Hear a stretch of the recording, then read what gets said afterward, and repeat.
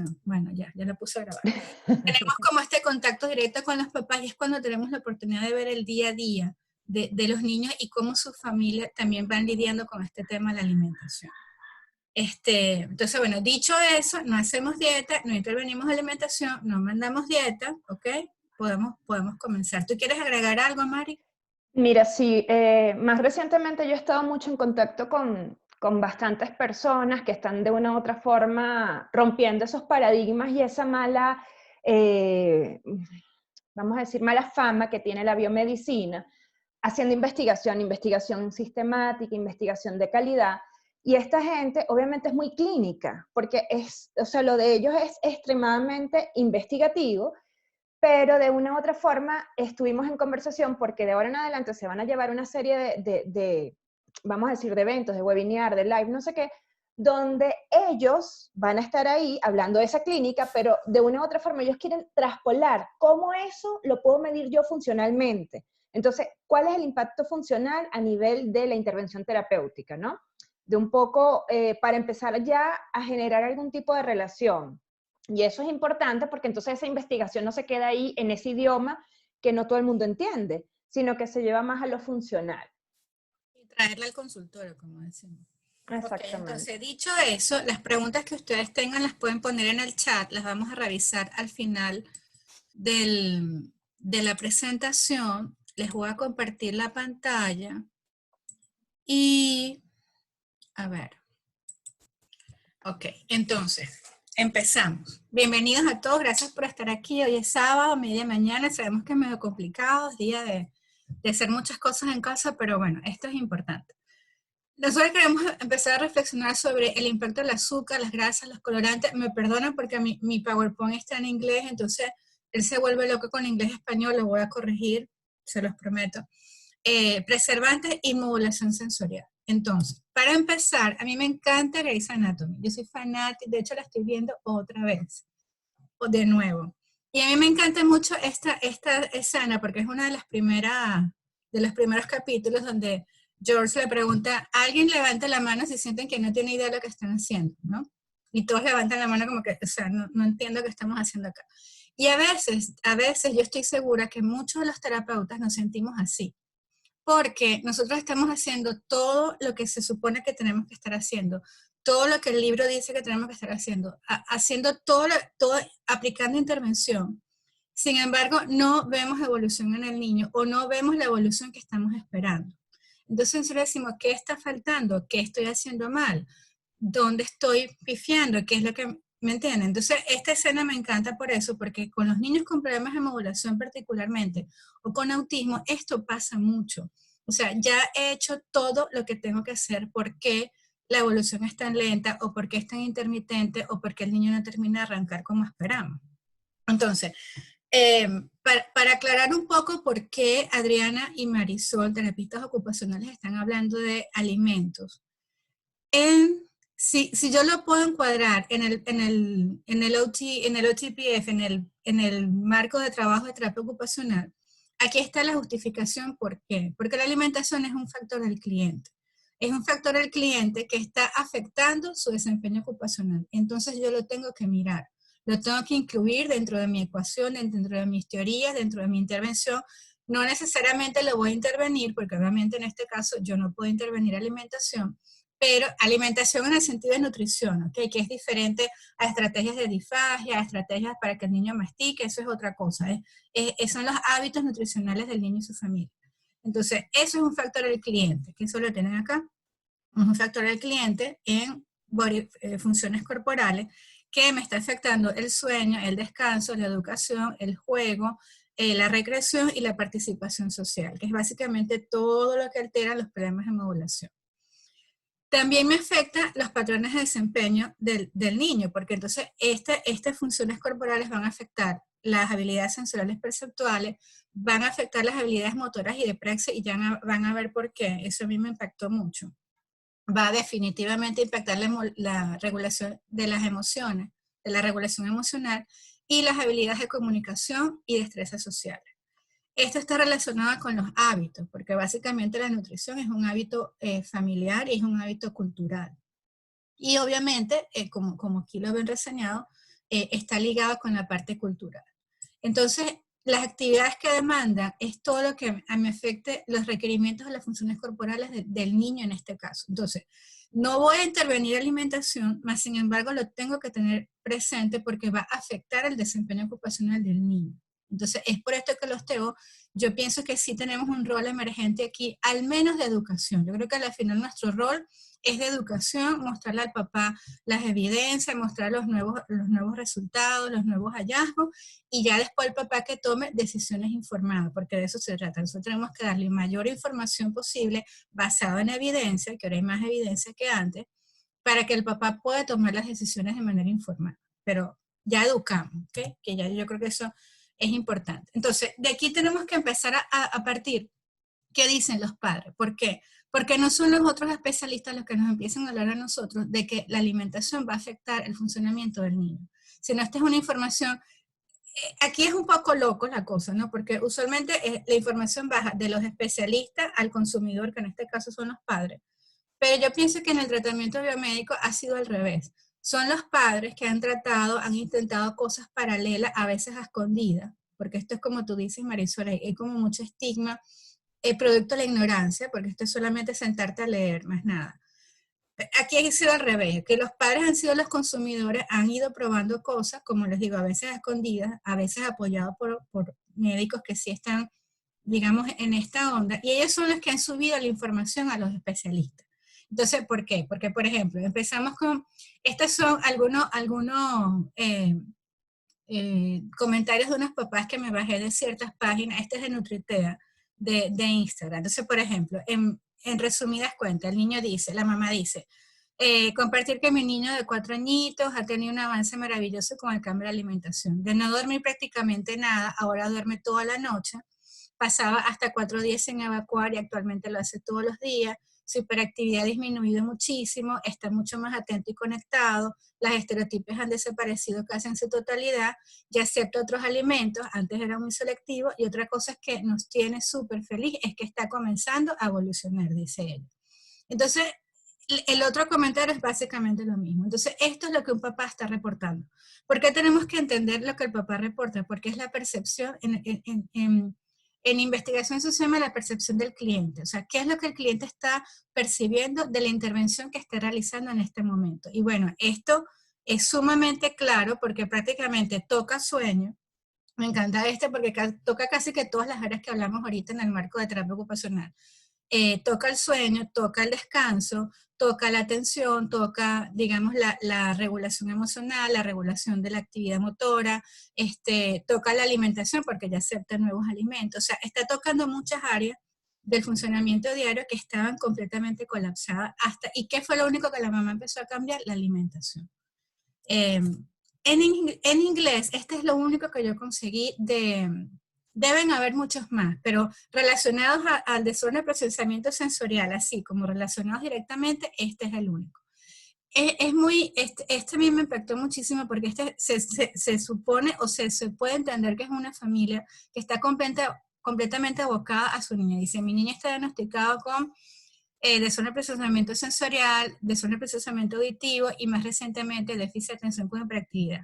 Ella ha tratado los protocolos de cepillado, terapia ocupacional, la vida de un audiologista, terapia de lenguaje, natación, gimnasia. Ella dice, you name it. Es como que menciónala y ya lo hemos hecho. O sea, dime la terapia que tú quieres, suéltame una que ya la hemos hecho también.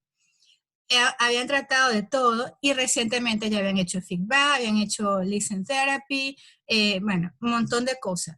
Y dice que en algún momento ella empezó la dieta, porque las terapias, a pesar de que ella ve una evolución, no termina siendo suficiente. Empieza la dieta y ella dice que ha tenido un increíble éxito. Entonces que ya empezó a ver a su niña sonriendo, que está más feliz, que ahora puede decir las cosas que siente mucho mejor, que ahora está menos confundida en la escuela, que es como foggy, que es como que está, o sea, no está atenta, no está focalizada, sino está como confundida, como perdida. Y ella le dice que ella solamente le atribuye todos estos cambios a la dieta porque fue lo único nuevo que ella introdujo. O sea, este es un caso donde esta niña había hecho todas las intervenciones disponibles en su ambiente, en su país, lo que su familia pudo pagar, que es bastante, porque nada de esto es barato en Estados Unidos.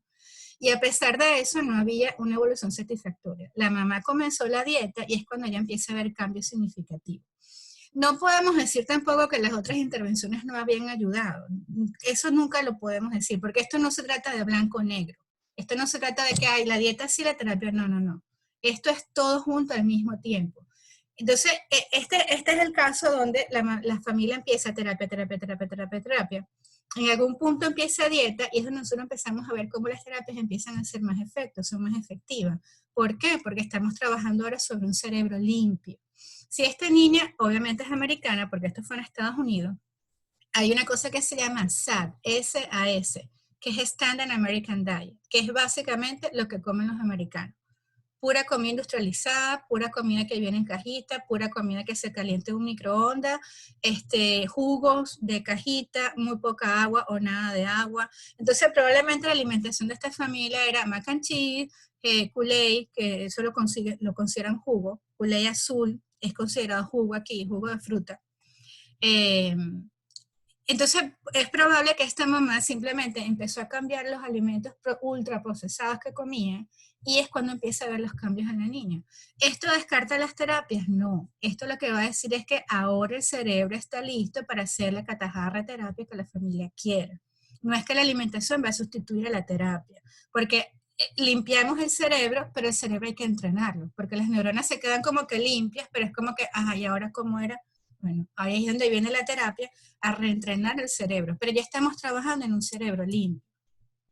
¿Qué hay en la literatura? No mucho. Esto fue lo que les dije, aquí está la conexión entre nutrición y problemas sensoriales, un solo artículo, y es un artículo de una revista, o sea, no es una cosa científica ni nada por el estilo. Este es otro del Centro de Concientización del Autismo, que ellos explican un poco cómo interactúan los procesos nutricionales y los procesos de integración sensorial, y ahí mezclan un poco los problemas sensoriales orales, la selectividad, pero también explican el azúcar, las grasas. Estas fueron las únicas dos cosas que yo conseguí y busqué bastante bien. Esta lámina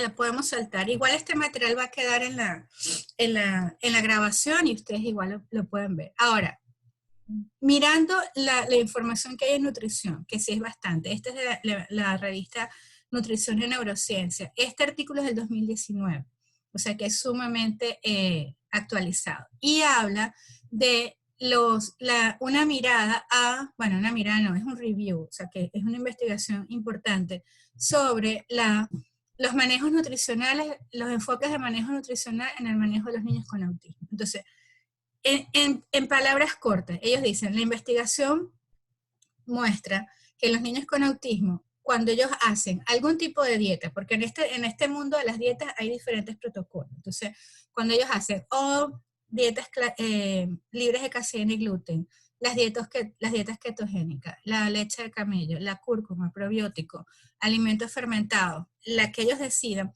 pueden jugar un rol importante en aliviar los síntomas de autismo. O sea, definitivamente reduce la intensidad y la severidad de los síntomas. No estamos diciendo que los cura, no estamos diciendo que los quita, pero los reduce considerablemente. Y al reducirse, mejora cualquier probabilidad de funcionamiento de este niño. Y cualquier probabilidad de éxito de cualquier intervención, lenguaje, ocupacional, ABA, lo que sea. Por otro lado, los síntomas se ven agravados cuando hay consumo de azúcar, aditivos, pesticidas, alimentos genéticamente modificados, comidas inorgánicas. Inorgánicas son productos que se venden como comida, pero realmente no es comida, como por ejemplo los frutilupis.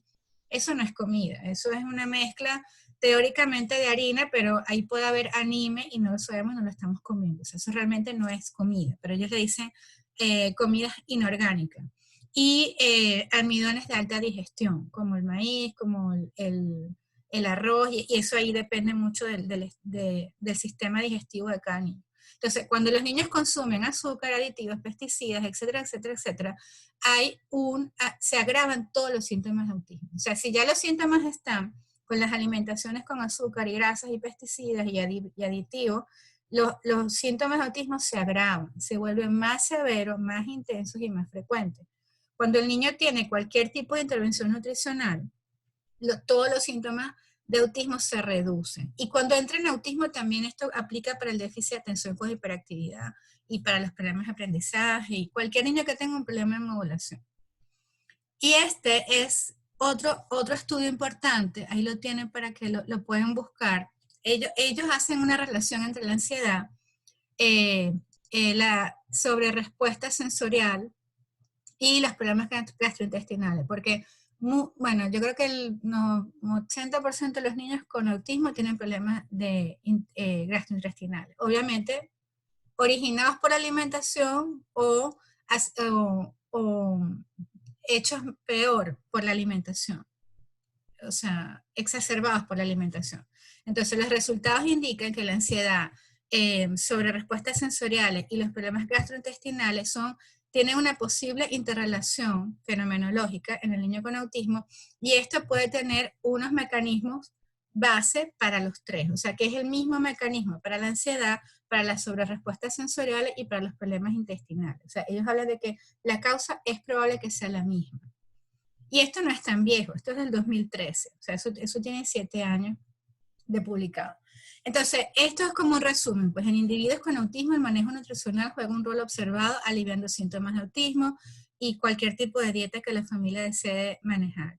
El consumo de azúcar, aditivos, pesticidas, genéticamente modificados, alimentos inorgánicos ultraprocesados, almidones de difícil digestión agravan los síntomas de autismo.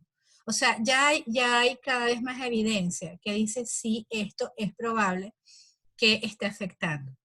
Este artículo es mi favorito porque este salió en el 2020, o sea, esto tiene apenas 3 meses de haber salido, es lo último que ha salido, y hace una revisión de los enfoques dietéticos en el manejo con autismo. Aquí, ahorita se habla mucho de lo que es el eje intestino-cerebro, que es lo que dice aquí, Brain-Gut Pathways, que hay una relación del funcionamiento de tu cerebro con el funcionamiento de tu intestino en función por la macrobiótica, que son, ahí Marisol tiene más información y ella les va a explicar mejor eso. Pero básicamente, a la final lo que ellos terminan que concluir es que los problemas intestinales en los niños están siendo asociados con muchos problemas conductuales y déficits neurológicos. La manipulación de la dieta puede ofrecer una alternativa barata, porque bueno, no es tan barata a la hora de hacerla, pero es mucho más barata que 50 sesiones de cualquier tipo de terapia. Y es fácil la implementación para mejorar la vida de las personas con autismo. Entonces, esto es básicamente lo mismo que dice el artículo. Hay deterioro del sistema digestivo, tiene problemas de movilidad intestinal, tiene problemas autoinmunes, respuestas adversas a ciertos alimentos, fallas de absorción de nutrientes, un montón de cosas. Marisol les puedo hablar más de eso. Pero entre todo esto hay mucha irritabilidad, hiperactividad y agitación. Es básicamente como los problemas centrales de los niños con problemas de modulación. Cuando nosotros hablamos de problemas de modulación, no estamos hablando del niño que tiene muchos problemas para autorregularse, para estar tranquilo, para estar atento. Son los niños hiperactivos, irritables, que lloran, tienen muchos problemas de sueño, son sumamente irritables, que eso a veces se transforma en agresividad, no porque el niño sea agresivo, sino que si uno tiene un estado de irritabilidad crónico, digamos, o sea, si estás 3 semanas así, muy irritable, de ahí a la agresividad es una respuesta lógica y entendible. Entonces estos niños a veces se entienden como niños agresivos, pero es una agresividad consecuencia de su problema de modulación. Ahí tienen el estudio. Entonces, este documental fue lo que a mí me motivó a hacer esto, porque este documental me lo tropecé, es desde ahorita, es del 2020, es súper increíble. Esto lo tienen que ver todas las personas, está en español. Este documental me encanta porque la mayoría de la investigación que muestra es investigación de Europa y Australia. Hay solamente un estudio que es de americano, que es de Oregon. ¿Por qué tiene que ver esto? Porque en Estados Unidos sí ha habido investigación en cuanto a la alteración de los alimentos con la alteración del cerebro, los hay. Pero por alguna razón no tienen tanta difusión, o yo no sé por alguna razón los doctores no los leen o no los consideran o simplemente los ignoran. Pero es que aquí en Estados Unidos la industria alimenticia, o sea, la industria, el negocio de la alimentación, de la alimentación ultra industrializada, yo creo que la industria más grande del mundo es la de Estados Unidos, o sea, que es lo que deriva en la Standard American Diet, harinas, grasa, todo viene en caja, todo viene en lata, todo viene listo. Entonces, cualquier tipo de investigación que vaya contra esa industria, es así como que tú estás seguro que tú quieres tener esta discusión aquí, este país se mueve por esa industria tan grande. Pero en Europa es como que, bueno, no sé, no me importa porque ellos siempre, de hecho, cuando ellos hablan de alimentos ultraprocesados, siempre ponen de ejemplo a Estados Unidos. Por supuesto que en Europa hay alimentación ultraprocesada, pero también hay otro concepto de la alimentación. Por eso es que hay mucha más investigación allá y se puede discutir de manera abierta y libre, igual que en Australia. Entonces, de este documental que lo tienen que ver, por favor, salen muchas ideas, pero yo nada más saqué las 4 más importantes. La alimentación alta en grasas y azúcares provoca cambios a largo plazo en varias zonas del cerebro, entre ellas el hipocampo, responsables de la memoria. La alimentación basada en los mismos alimentos, sin variedad ni valor nutricional, provoca un incremento en la agresividad y en la sensibilidad al ruido de los hámsters estudiados. Estos eran unos hámsters que solamente se alimentaban con maíz. ¿Por qué esto lo traigo a colación? Porque muchos de nuestros niños con autismo tienen una dieta bastante monótona. O sea, ellos comen 3, 4 cosas: arroz blanco sin salsa, pasta sin nada, pan sin nada y los juguitos de caja. O sea, una alimentación muy reducida. Cuando pudiéramos decirle si realmente eso es alimentación, ¿no? Porque son 4 cosas. Entonces, la agresividad es como que, ups, este es un indicador de problemas de modulación, y la hipersensibilidad a los ruidos es también uno de los indicadores de problemas de regulación sensorial. De hecho, son los que se tapan los oídos o se protegen con los hombros. Otra cosa importante es que las mujeres embarazadas que consumieron gran cantidad de comida industrializada tienen mayor incidencia de tener niños con comportamientos de agresividad y de irritabilidad. O sea que el problema de la alimentación viene desde, como le dicen, desde la epigenética, desde el embarazo de la mamá. Niños que consumen comida industrializada tienen mayor incidencia de agresividad, irritabilidad, miedo, dolor y pesadilla. Aquí volvemos a mirar lo que nosotros llamaríamos un problema de modulación. Entonces, esto a mí me impactó y me encantó, porque esta foto muestra, esta es una foto del video, esta foto muestra, lo primero que ven acá, estas rayitas, donde dice sin glucosa, es una neurona viva de un ratón, pulsando, le están midiendo la actividad eléctrica, y la actividad eléctrica es básicamente el estímulo que la neurona va emitiendo porque la neurona la toca, y de hecho se ve en el video cómo entra el cosito en el microscopio y toca la neurona, y ella genera el patrón de respuesta, que son los potenciales de respuesta. Al líquido, porque entonces es una cápsula de Petri, le inyectan una sustancia de glucosa. Vuelven a tocar la neurona y miren cómo cambia la respuesta. La respuesta de la neurona se dispara a trabajar muy rápido y de manera muy desincronizada. Esto es una neurona. Ahora imagínense este lío, este problemón en todo el universo neuronal del niño, cuando el cerebro está inundado de glucosa. Entonces ya hay una evidencia, ya yo tengo esta foto en mi celular y se la enseño a todos los papás. O sea, parezco así tipo fanática religiosa. Mire la foto, mire la neurona, mire la glucosa. Porque una cosa es decirle a la familia, mire, usted sabe, o sea, de manera muy tímida, como lo hacía antes, porque así yo lo hacía antes. Usted sabe que el azúcar y la leche es probable, entonces será bueno que buscáramos, pero así como que lo leí por ahí, ¿no? Pero ahí ya con la evidencia en la mano, ya yo tengo los artículos en mi teléfono, se los mando a los papás por WhatsApp, les muestro la foto, les mando el documental y ya el papá tiene que empezar a tomar. Me pasa muchas veces que casualmente en estos de la mamá me dice, ya yo estaba leyendo sobre eso y ahora que tú me lo dices, mira lo que yo encontré. La señora abre su computadora y la señora tenía más artículos que yo, me los pasó todo, lo cual es increíble, ¿ok? Porque ya la mamá estaba, y entonces simplemente la orientación de nosotros es como que, ok, tú me estás confirmando entonces lo que ya yo estaba pensando, de que entonces esto y esto y esto, y perfecto porque ya la mamá va buscando su ritmo. Ahora, esto lo tenemos que correlacionar con el origen del problema de modulación. Entonces, el problema de modulación sensorial está relacionado teóricamente a un imbalance entre el sistema parasimpático y el sistema simpático. Ahora, ¿qué es eso? El sistema parasimpático, bueno, los dos son parte del sistema autónomo. El sistema autónomo del cerebro, del sistema nervioso central, son los que se encargan de las cosas en que el cerebro no tiene que pensar. Por ejemplo, latidos del corazón, frecuencia respiratoria, temperatura, movilidad intestinal, básicamente lo que nos da soporte de vida, pero nosotros no tenemos que pensar en eso, gracias a Dios, ¿no? Porque, si no, imagínense. Entonces, pero eso tiene dos componentes. El sistema parasimpático es el sistema que se encarga básicamente de los estados de relajación. Cuando nosotros estamos relajados, o funcionando, pero en un estado funcional de relajación, es el sistema parasimpático el que está a cargo. Este trabaja en la actividad peristáltica, que esos son los movimientos intestinales, relajación de los esfínteres gastrointestinales y respuesta de relajación en general. Esto está muy simplificado, o sea, hay muchísimas funciones, pero en líneas generales es básicamente relajación del cuerpo.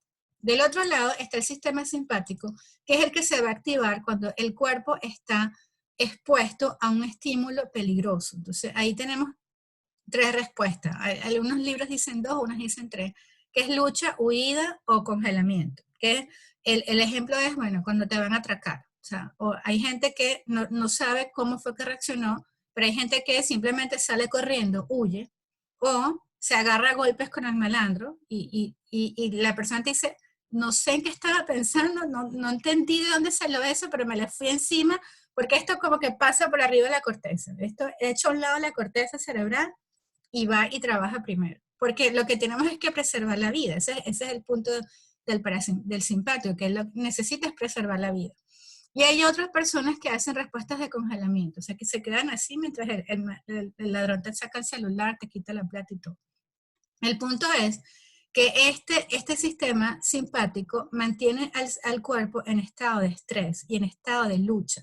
Entonces, es completamente opuesto al parasimpático. Se detienen los movimientos intestinales, se detienen las actividades de las glándulas hormonales, se dispara del corazón, el pulso del corazón se dispara, aumenta la frecuencia respiratoria, aumenta la sudoración.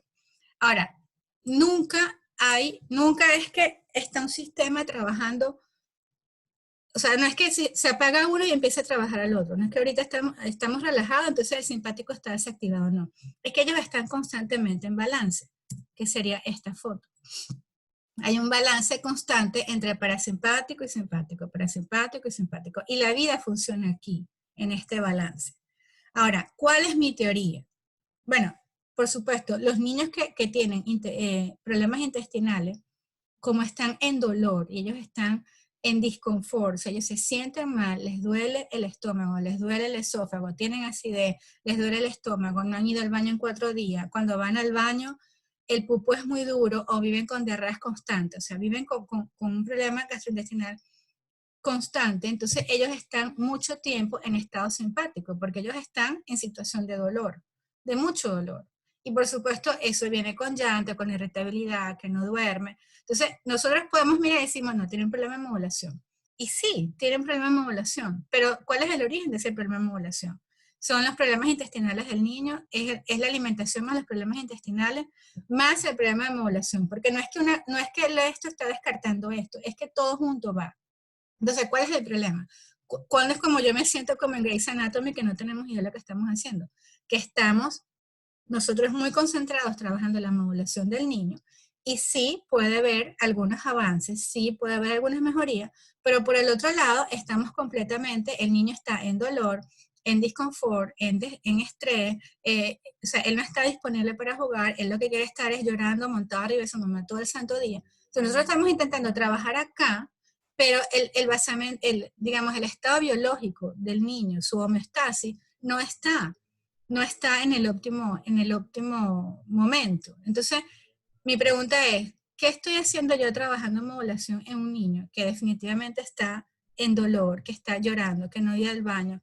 No hay, me acuerdo mucho de Ernest que decía, el primer tipo de arousal, de alerta, es el alerta fisiológico. O sea, tú tienes que estar descansado, comido, hidratado, con suficiente sueño encima, con todas tus necesidades biológicas cubiertas, para después estar pensando en atención, en juego, interrelaciones sociales, en las respuestas adaptativas, en praxia, bla, bla, bla, bla, bla.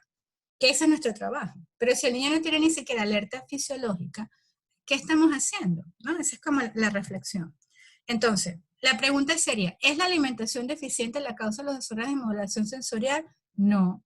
La respuesta es no, porque ya nosotros sabemos que tienen al estudio, eso ya tiene tiempo, que los niños con procesamiento sensorial alterado tienen unas alteraciones funcionales y anatómicas particulares. Eso ya está estudiado, que son diferentes al del niño con déficit de atención y son diferentes al niño con autismo. Lo que pasa es que en la mayoría de los niños se combinan las tres cosas: autismo, déficit de atención, problemas sensoriales. Entonces, no es la causa, no es que la comida mala está haciendo un problema de modulación. Sin embargo, la alimentación inadecuada hace más severos los síntomas de desorden de modulación sensorial y desacelera la evolución y la intervención terapéutica. Y otra vez, con intervención terapéutica me refiero a todo: terapia de lenguaje, terapia ocupacional, terapia de conducta, todo. Entonces, no es la causa por ahora, no es la causa por ahora, pero definitivamente tiene una relación directa a la evolución del niño. Entonces, mi teoría es, fíjense, de este lado tienen el desorden de procesamiento sensorial. Esta es la clasificación de Dunn, de Winnie Dunn, donde ella clasifica los problemas de modulación sensorial, los problemas de discriminación y los problemas de base motora. Entonces, todos los estudios que consiguen en ese documental, que yo después me los leí, ellos básicamente, en resumen, hablan de estos síntomas: irritabilidad, agresividad, ansiedad, miedo, estrés, depresión, hipersensibilidad al ruido, declive en la memoria, declive en el aprendizaje y declive en la memoria espacial. Sobre todo la grasa. La grasa tiene la grasa mala. Daña el área del cerebro de la memoria espacial. Entonces, los primeros síntomas, los que están redondeados en azul morado, irritabilidad, agresividad, ansiedad, esos van directamente relacionados a un problema de modulación sensorial, como lo ven en la flechita. Los problemas de memoria y de aprendizaje pueden entrar en los problemas de discriminación, los problemas sensoriales de discriminación. Y el declive en la memoria espacial va directamente relacionado a las dispraxias y a los problemas de organización espacial, porque los ratones alimentados con comida, galletas, papa, McDonald's, lo primero que mostraban era fallas en la memoria, pero sobre todo daño en las áreas del cerebro de la memoria espacial. O sea, de cómo ellos navegaban en el ambiente, de cómo exploraban los objetos nuevos, cómo funcionaban en ese tipo de situaciones. Y eran los primeros síntomas. O sea que todas las alteraciones relacionadas con una alimentación inadecuada, alta en azúcar, grasas, etcétera, etcétera, etcétera, pueden exacerbar todos nuestros problemas de desorden sensorial. Entonces, si nosotros estamos trabajando praxia, modulación, discriminación, pero el niño se mantiene en una dieta completamente inadecuada, yo quiero preguntar cuál es entonces el pronóstico de evolución, porque es como que lo que hacemos con las manos lo destrozamos por los pies. Y mi experiencia es que, por ejemplo, yo recuerdo mucho un niño que eran hermanitos, lo recuerdo mucho, muy vívidamente, hace muchos años. Ellos iban a terapia, eran dos hermanitos. Entonces, antes de entrar a terapia, el papá me decía: ya va, que van a merendar algo rápido. Y ellos están en la puerta sacándose los zapatos y, ¿saben? ¿Se acuerdan los paquetes de Oreo? Que venían un tubo así, un rollo, venían dos tubos, de hecho, venían dos tubos.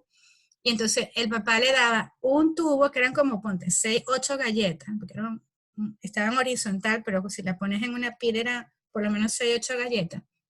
Uno para un niñito, el otro para otro hermanito. Y entonces ellos se las tapaban en la boca así rápido, porque iban a entrar a terapia con medio litro de leche cada uno. Entonces era tapuzándose las Oreo, tapuzándose la leche antes de entrar a terapia. Entonces yo recuerdo mucho, yo le decía a ese papá, él nunca me compró la idea de la dieta. Yo le decía: no me regale la plata, no perdamos el tiempo. Cuando esos niños entraban a terapia, se pueden imaginar. O sea, pasábamos la hora intentando organizarlos, porque la carga de azúcar con la que entraban a terapia era una cosa de locos. Entonces la pregunta es: ¿qué estábamos haciendo en ese momento? No, nada, obviamente nada. Entonces mi teoría es que los alimentos neurotóxicos incrementan la actividad simpática, o sea, incrementan la actividad del sistema de alerta, de lucha, de pelea, exacerbando los problemas de modulación.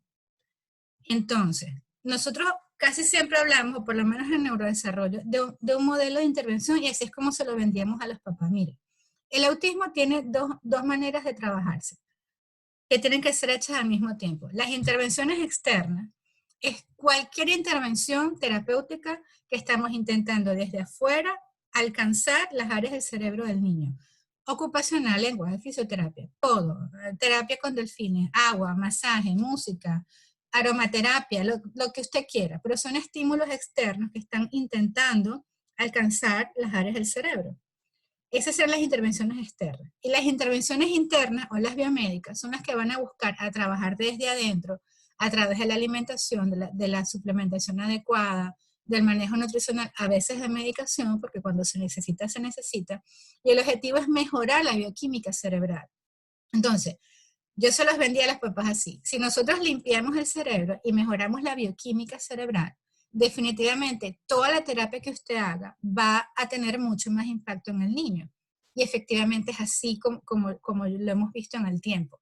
No es que una va a sustituir la otra, es que tienen que ser complementarias. Pero entonces imagínense, y parece mentira, pero por ejemplo, a mí me llama la atención dos cosas. Cuando la gente empieza a ir al gimnasio porque quiere remodelar o rediseñar su cuerpo, quitar grasa, aumentar músculo, lo primero que cualquier entrenador le va a decir es un plan dietético. Tienes que quitarte las grasas, tienes que quitarte los refrescos, Es lógico, o sea, tú no pretenderás rediseñar tu cuerpo comiendo lo mismo.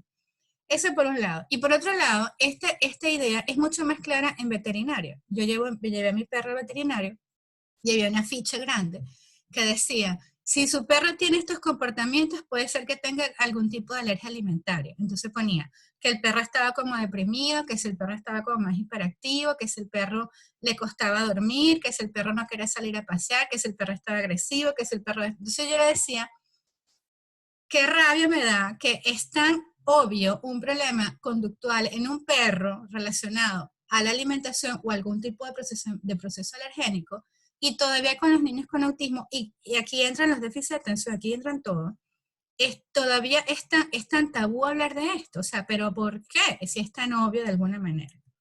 Entonces, yo les voy a dar un estudio de caso muy rápido para que Marisol nos comparta su información. Este niño, esto es muy reciente, este niño se llama ND, su nombre, 2 años, 10 meses, él estaba en intervención temprana con diagnóstico de autismo. Su mayor preocupación de la familia eran las pataletas frecuentes e intensas de hasta 2 horas. Ya la familia estaba completamente aislada, esto fue en diciembre, cuando yo lo evalué, y ya la familia no salía a comer, no iban al parque, no iban, si alguien iba a hacer mercado, iba el papá y se quedaba la mamá, o sea, ellos ya evitaban salir completamente de la casa porque el comportamiento de este niño era una cosa inmanejable, la gente los miraba feo, ya se les escapaba, gritaba. De hecho, el día de la evaluación, porque él después que le daban pataletas de 1 hora y media, 2 horas, se quedaba completamente dormido, agotado, se recuperaba, se levantaba y empezaba la siguiente pataleta. Entonces, cuando llegó a evaluarlo, él estaba dormido porque había tenido una pataleta y no hubo manera de despertar.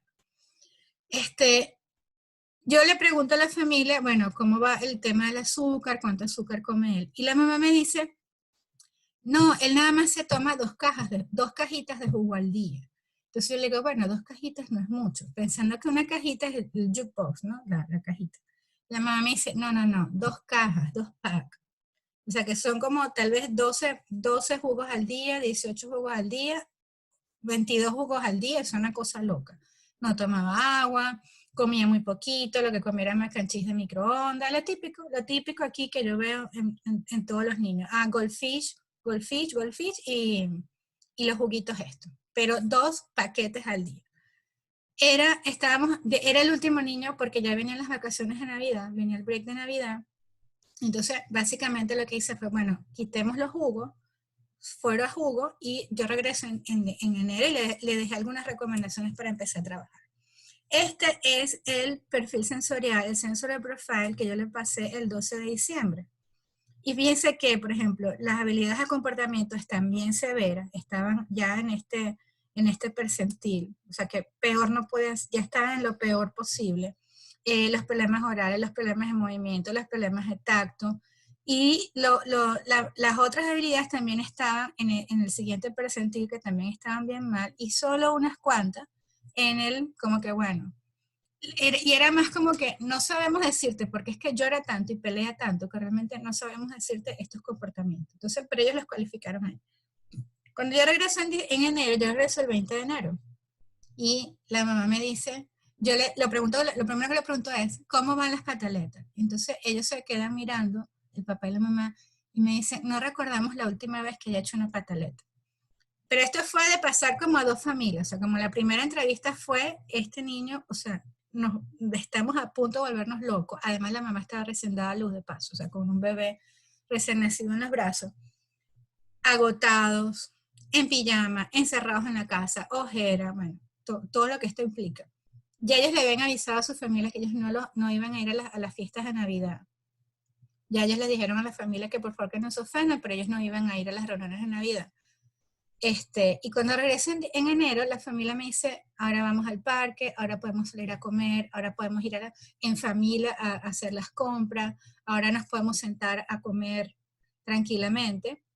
Y le paso un segundo perfil sensorial que no correspondía, pero como la diferencia era tan grande, nada más por el reporte de los padres se lo decidí pasar. Y esto fue lo que pasó. Lo que estaba en severo, mucho más que otros niños, bajaron 2 puntos percentiles, que eso es bastante. A veces nos toma un año de terapia llegar a esto, a veces 2 años. Todos los percentiles bajaron. Algunos se mantuvieron, unos puntajes se mantuvieron como estaban antes, pero eran los puntajes que los papás decían, no sabemos decirte porque como él está llorando todo el día, yo no sé cómo juega, yo no sé si él, no sé, si él evita, si él busca, no lo sabemos porque está todo el día llora, llora, llora, llora, grita, grita, grita. Entonces esto es como que, ¿cuál fue la única intervención que este niño tuvo? Simplemente eliminaron los jugos de la dieta, más nada. Eso fue lo único que ellos hicieron. Agarraron los jugos, los botaron en la basura y se acabó. Empezó a comer más. Simplemente la irritabilidad empezó a bajar y a bajar, a bajar, a bajar, a bajar. El niño no recibió ninguna intervención porque podemos decir, bueno, pero entonces él tenía otras terapias, las otras terapias lo estaban ayudando. No, el niño no recibió ninguna otra intervención porque es muy frecuente que cuando ellos reciben intervención temprana, todas las otras terapias se ponen como en espera porque los procesos son muy largos. Entonces es muy frecuente que nada más están recibiendo intervención temprana, que es una vez a la semana, que eso es nada. O sea que él no estaba recibiendo ninguna otra terapia. Las recomendaciones de procesamiento sensorial que les había dado no las llegaron a hacer porque ellos nos dijeron, él está muy bien. Claro, sigue teniendo autismo, sigue teniendo sus problemas, pero ya no es ese niño que era un monstruo, llora, llora, grita, grita, grita, grita. Y esto, y ya con esto le doy la palabra a Marisol, me acuerdo otro niño en Venezuela que era más grande, y voy a la escuela, mucha hiperactividad, el niño se montaba en el techo de la escuela y lo iba a buscar la policía de Baruta. La policía de Baruta llegaba a la patrulla, la estacionaba y tenían que bajar a Luis de los techos de la escuela, un niño de 7 años por lo menos. Y las maestras decían, Luis es un niño bello y él se porta bien hasta que viene la hora del desayuno y abre la lonchera. Cuando Luis abre la lonchera, ya las maestras empiezan como a persinarse, como a cerrar las puertas, a cerrar las ventanas, a respirar, porque dice, en lo que Luis empieza a comer, se acabó, o sea, tienen que dedicarle una maestra solamente para que lo corretee por toda la escuela, evitar que no se monten los techos, porque se volvía como loco. Luis, yo recuerdo que su mamá, una alta ejecutiva, alta ejecutiva, muy, muy ocupada, la lonchera era yogur, pero no era un yogur, es que Luis se comía 3 yogures, no uno, sino 3. Puras cositas de paqueticos, galleticas, o sea, pura comida de kiosquito, como diríamos nosotros, o de una tienda de chuchería, puras paquetitos y mucho yogur y mucho jugo de cajita. Y el azúcar simplemente lo volvía loco. Obviamente no todos los niños van a tener las mismas respuestas al azúcar. Obviamente hay niños más severos, hay niños que no les afecta tanto, hay niños que no han estado tan expuestos al azúcar, hay niños que han estado muy expuestos al azúcar. Por supuesto, todas las respuestas son variables. pero definitivamente el azúcar en este niño, o en el caso de esto, la alimentación, era el factor desencadenante de todos los problemas de conducta durante el resto del día, porque hasta que ya, él era y la maestra me acuerdo mucho, dice, él es un niño muy dulce, hasta las 9.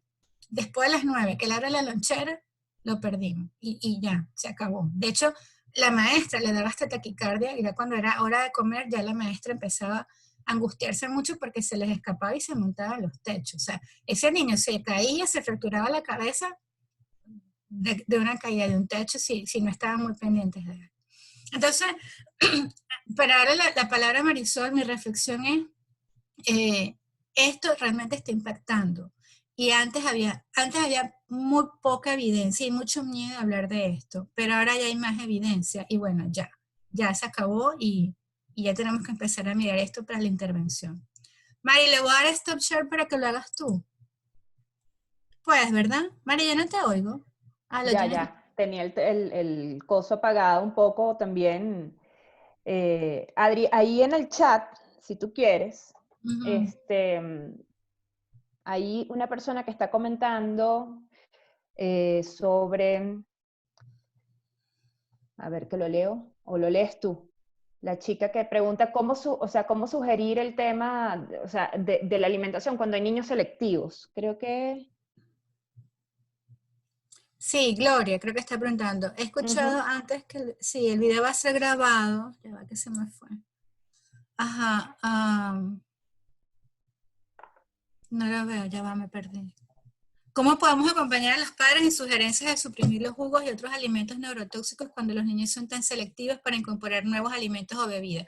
Bueno, fíjense que definitivamente antes de hacer cualquier sugerencia, lo primero es remitir a un gastro o Ujú. remitir a un equipo con un gastro y un nutricionista y en el mejor de los casos un pediatra, que los tres profesionales estén alineados en el tratamiento biomédico, porque si los mandamos a otro pediatra que va a decir, ay, eso no tiene evidencia, oh no, eso no es verdad, perdemos el tiempo. Entonces, lo primero es que tenemos que contactarnos con un equipo que esté alineado en el tratamiento biomédico.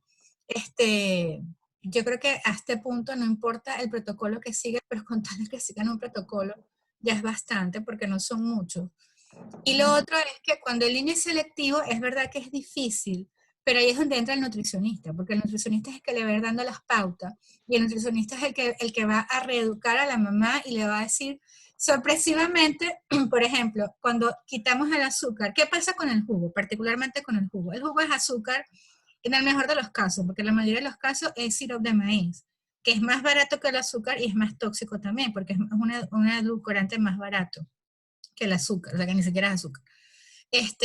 Cuando ellos están comiendo, toma azúcar, toma jugo, no tienen hambre, porque ellos están completamente a expensas de jugo. Cuando le quitas el azúcar, primero le estás quitando la comida a la cándida y a los parásitos y a toda esa historia, el niño por hambre empieza a buscar otra comida. Obviamente no es que lo vamos a matar de hambre, pero ya empieza a haber una demanda calórica de que, ok, ya no tengo azúcar, necesito azúcar de otra manera. Y parece mentira, pero en lo que se empiezan a eliminar los azúcares, el niño empieza a aceptar al menos un solo alimento más. Al menos uno, y con que acepte uno más a la semana ya es bastante. Yo tengo un niñito que la mamá le quitó el azúcar y me mandó la foto del niño por primera vez metiéndose una zanahoria en la boca. No es que se la estaba comiendo, es que simplemente ya tenía tolerancia a tocar la zanahoria y a jugar por lo menos con ella y ups, por error se la metió en la boca. Pero antes él evitaba tocar cualquier otro alimento. Entonces, el punto es que aquí ya nosotros no podemos trabajar solos, porque por ejemplo, yo no trabajo alimentación, no me gusta, no es mi área de experticia. Por ejemplo, está Gloria Chumbita, Andreina Pavone, que son Mm. ya expertas en alimentación. Ahí ya yo no me meto, no me gusta para nada. Y simplemente refiero a una Claro. terapeuta que sí maneje eso, porque es todo un protocolo sensorial, pero también es un protocolo conductual. Yo me atrevo a decir, y bueno, tal vez me van a caer aquí a tomatazo, pero un niño no sale solamente de un problema de alimentación, solamente con intervención sensorial. No sale. Es lo primero que hay que hacer, pero tiene que haber mucho manejo conductual y mucha educación de la familia. Entonces, tal vez no me toque a mí decirle cómo le va a retirar los jugos. Tal vez lo que me toque decirle es nada más mandarle al equipo y el equipo la va a empezar a trabajar directamente. Pero hay mamás, y también depende de la mamá, hay mamás muy ansiosas que no, Adriana, yo no le puedo quitar eso porque es lo único que él toma, ok, va a tomar un tiempo y un proceso. Hay otras mamás que dicen, ¿qué? No jugo, punto y se acabó, que llore lo que vaya a llorar, aquí no se le da más jugo. Es que es dependiendo también de la dinámica familiar. No, y hay que considerar muchas cosas. O sea, nosotros, por ejemplo, ahorita mismo tenemos un enanito de casi 3 años, no, ya los cumplió 3 años, no tiene un diagnóstico, pero tiene todo, o sea, como decimos en Venezuela, tiene rabo de cochino, oreja de cochino, patas de cochino, o sea, ¿sabes? Entonces, este niño era extremadamente selectivo con la alimentación, además, un perfil de hiperactividad sensorial. Y la intervención, no nutricional específica, sino que la mamá compró la idea de la alimentación y es médico, y se ha ido, vamos a decir, entrenando y ha ido haciendo cambios. Lo primero que retiró fue los lácteos y después empezó con las azúcares, y esto de una u otra forma favoreció que el niño aceptara más alimentos. Pero fue una intervención en conjunto de la terapeuta del lenguaje, que además tiene, vamos a decir, capacitación en habilidades orofaciales, la intervención en integración sensorial, la alimentación y la parte conductual, porque la mamá de verdad tuvo un compromiso serio. Ahora lo ves, cómo disfruta y cómo es capaz. Es que ni siquiera Adri podía agarrar para llevarse a la boca. Todo se lo tenían que dar a la boca. Pero lo que tú dices es muy cierto. O sea, yo tampoco soy especialista en la parte de intervención de alimentación, pero yo creo que es un área donde nosotros los TO podemos apoyar en estos procesos. Sí, definitivamente. Aquí hay otras preguntas, María, no sé si les quieres que las hagamos de una vez o vamos con lo tuyo. No Como sé por ejemplo, cómo quieren. vamos a salir de esta, porque después se van acumulando. ¿Qué características podemos identificar en un niño para saber si es selectivo y poder derivar respeto profesional? El niño selectivo, la mamá te lo dice. Él solamente come 2, 3 cosas. Si le cambia la marca, no se lo come.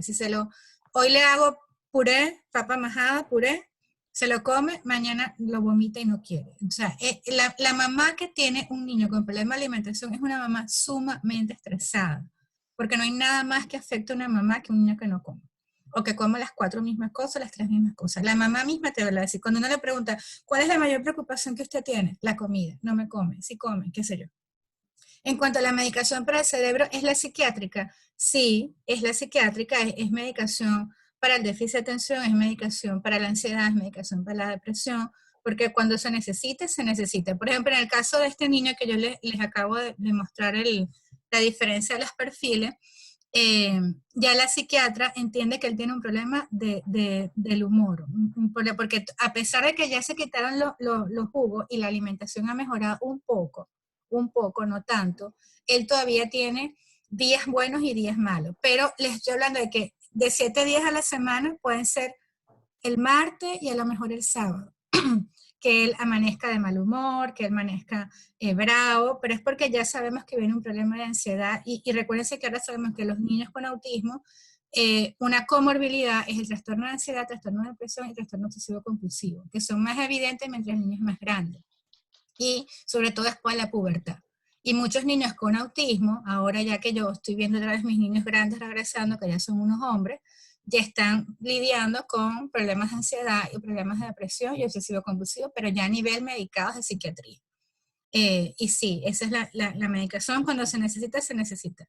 La pregunta es, no es que, por ejemplo, en el caso de este niño, el eliminar el azúcar redujo los tantrums o las pataletas al punto en que ya él puede funcionar muchísimo mejor. No los curó, sí, tiene 2 años, o sea, de que los va a tener, pero ya no es una cosa que era tan severo que ya la familia estaba completamente aislada, sino que se va a reducir la intensidad y la frecuencia y él puede ser más funcional. Pero el problema sigue estando ahí, porque es un problema estructural, funcional en su cerebro, la ansiedad, los problemas de regulación del sistema límbico están ahí. El problema es que cuando se le echa azúcar, eso es muchísimo peor. Entonces la idea es retirar el azúcar, los edulcorantes, los colorantes, todo lo que es industrializado, para quedarnos con un solo problema, que es el que realmente está ahí, ya no son 2 problemas. Porque es este, más toda la porquería que el cerebro estaba Ahí nadando. hay alguien que insiste con una pregunta sobre la parte de los probióticos, que si son buenos o no son buenos. Yo no soy nutricionista, ¿ya? Para decir esto. O sea, obviamente son buenos, pero ¿bajo qué condiciones? Eso es lo que hay que evaluar con un nutricionista, con un especialista en biomedicina, porque no se puede dar probióticos si tú tienes un desorden sustantivo y los probióticos no van a ser lo único que tú vas como a documentar o a facultarle al intestino para que sane. Es imposible. O sea, a punta de probiótico tampoco se va a sanar solamente. Sí, yo tengo un niño que la mamá dice, ah, toma probiótico. Sí, pero se toma 20 cajas de azúcar. O sea, si está consumiendo azúcar, el probiótico no está haciendo absolutamente nada. Acá dice, en mi caso llevo años luchando con la alimentación libre de azúcar y comida chatarra en mi familia, pero en mi casa hay paradigmas de alimentación de la época de las cavernas. Le tengo terror al enfrentamiento con el nuevo aprendizaje del manejo de la alimentación, el entorno familiar no ayuda y mis miedos y zonas de confort tampoco. Mire, a mí yo me acuerdo mucho de Lorena. la doctora Lorena Benarroch, que bueno, ella fue la que me dijo, Adriana, ven a ver esto, ella fue la que me introdujo a mí en esto, pero con la doctora Lorena estaba la doctora, oh my God, se me olvidó el nombre, ¿cómo se me puede olvidar el nombre? Qué horrible.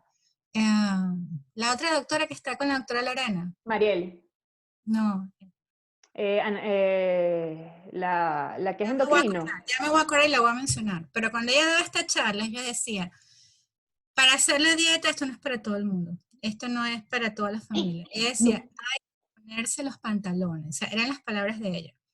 Para hacer esto hay que ponerse los pantalones, porque uno tiene que enfrentarse a la familia, como está reportando esta Rosana, enfrentarse al esposo, enfrentarse a la suegra, enfrentarse a las abuelas, enfrentarse a las tías, a las maestras, a todo el mundo que, ay, pobrecito, pero como él se va a comer una galletita. Mi reflexión era, pero si él fuera diabético, entonces se muere, porque entonces si el niño fuera diabético, que tiene que tener una restricción de la comida, entonces le va a dar un coma diabético porque a todo el mundo no le va a importar que sea diabético, le va a seguir dando galletita. Es más o menos el mismo razonamiento, pero definitivamente sí, hay que luchar con muchas cosas, pero vale la pena, cuando uno empieza a ver la mejoría, definitivamente vale la pena. Si el niño tiene déficit de atención, ¿por dónde comienza? ¿Quién es especialista en biomedicina aquí en Caracas? Miren, en Caracas hay mucha gente. Yo les voy a decir una cosa, Latinoamérica es bendecida. Latinoamérica es bendecida porque primero esto no es tan horrible cuando lo hablamos en la comunidad, ¿ok? No tanto como en Estados Unidos. Aquí es una cosa que no tiene ningún sentido porque este conocimiento parte se originó aquí en Estados Unidos. Estados Unidos es un productor de conocimiento, pero ese conocimiento no se aplica al cliente. Aquí la mayoría de los médicos ni se enteran, ni se preocupan, ni les importa. De hecho, las mamás lo hacen a escondidas. Latinoamérica es bendecida porque tiene muchísimos especialistas. Entonces está la doctora Lenis González, y se los puse, Lenis González, está la gente de Nutritea, está la gente de NutriWide, está Mercedes Benavides, por lo menos de los que yo conozco a la parte de Venezuela. Lorena Benarroch, pero yo sé que en Colombia hay bastante gente porque yo tengo muchas familias de Colombia y ellos ya están en sus dietas, en sus cosas. Hay pediatras, está el pediatra Andrés Marcano. Hay por lo menos cantidad de gente. aquí en Estados Unidos, los colombianos quieren un médico colombiano, porque claro, hablan su mismo idioma. Los venezolanos quieren un médico venezolano. Entonces, en Colombia hay bastante especialistas, Argentina sé que hay especialistas, Perú también tiene un movimiento de madre, casi siempre generado por las mamás. Sí hay especialistas y los costos de las consultas no son tan groseramente altos como aquí en Estados Unidos. El terapeuta ocupacional puede recomendar a los papás eliminar o reducir alimentos neurotóxicos en un niño con TEA. Puede mostrar la evidencia, porque la evidencia está, imprimen el documento y se lo entregan. Mire, este documento dice que si el niño consume esto y esto y esto, los síntomas se van a exacerbar. Y si el niño hace esto y esto y esto, los síntomas se pueden reducir y disminuir. Ese es el rol del TO. Ahí está la información.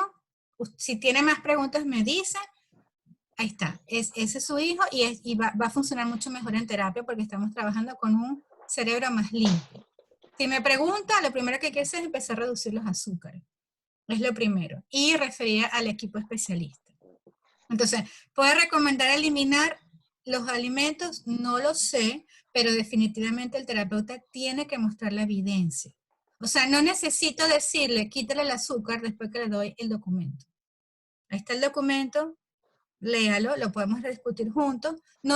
Ese paso llega a ser innecesario, porque entonces el papá es el que va a tomar la decisión. Ah, entonces le tengo que quitar los refrescos. Sí. Ay, entonces le tengo que quitar el McDonald's de las noches. Sí, no, a veces no se llega a ese punto, porque ya el papá entiende a dónde vamos. Este, sí, bueno, yo creo que eso es todo por ahora. Mari, cuéntanos tu experiencia.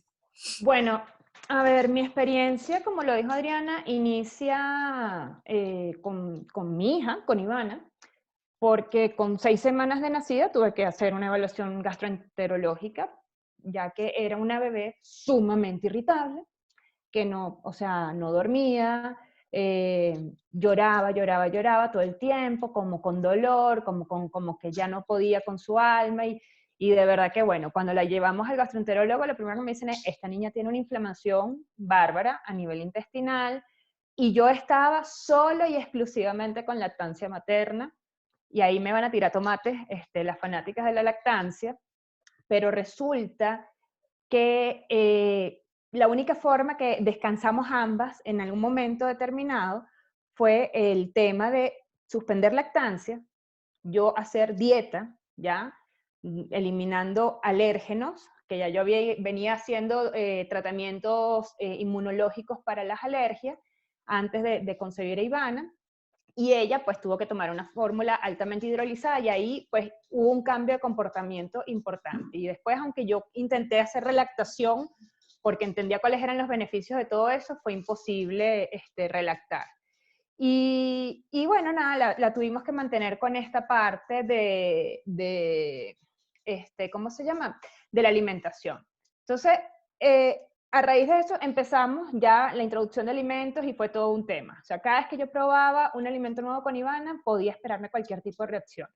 Ivana ha tenido reacciones de tipo severas, o sea, hablo de artritis reumatoide reactivas, incluso, a medicaciones. O sea, hay impactos inmunológicos importantes y de una u otra forma, pues esto me ha llevado a mí a adentrarme muchísimo en este tema, vamos a decir, o sea, ¿qué es esto? O sea, ¿hasta qué punto la alimentación nos tiene a nosotros controlados?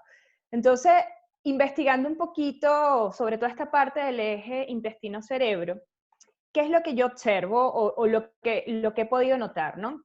Primero que nada, que pues nuestro intestino, que es lo que se conoce hoy en día en la comunidad científica como la microbiota, se compone de una cantidad de organismos vivos que residen ahí y de una u otra forma se dividen como en dos grandes poblaciones, los que son propios, los que están ahí, que son parte del ecosistema, y los que van en tránsito de todas las cosas de pronto con las que tenemos contacto, alimentación, todo eso. O sea, esto incluso a veces me pone a pensar si, por ejemplo, en este momento de COVID, nuestra microbiota va a verse pues cambiada de una u otra manera, ¿no? Porque es mucho de eso. Pero resulta que esa microbiota de la persona, bien, de una u otra forma se hereda de esos microorganismos también de la madre. Entonces, dentro de esa microbiota se conoce también el concepto de lo que es el microbioma. El microbioma habla un poco de cuáles son los genes de estos microorganismos y de los metabolitos de los microorganismos dentro de ese nicho ecológico. O sea, porque no solamente es la microbiota intestinal, hay microbiota oral, hay microbiota vaginal, la microbiota de la piel, pero de una u otra forma, el microbioma es cómo se expresan ya estos genes en ese nicho ecológico o en ese, vamos a decir, órgano.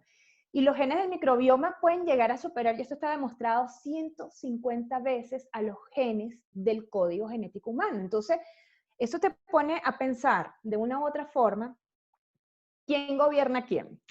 ¿Tú te acuerdas de aquella que decía, ¿quién manda a quién? Que no, la serie, bueno, ahí no sabemos quién manda a quién.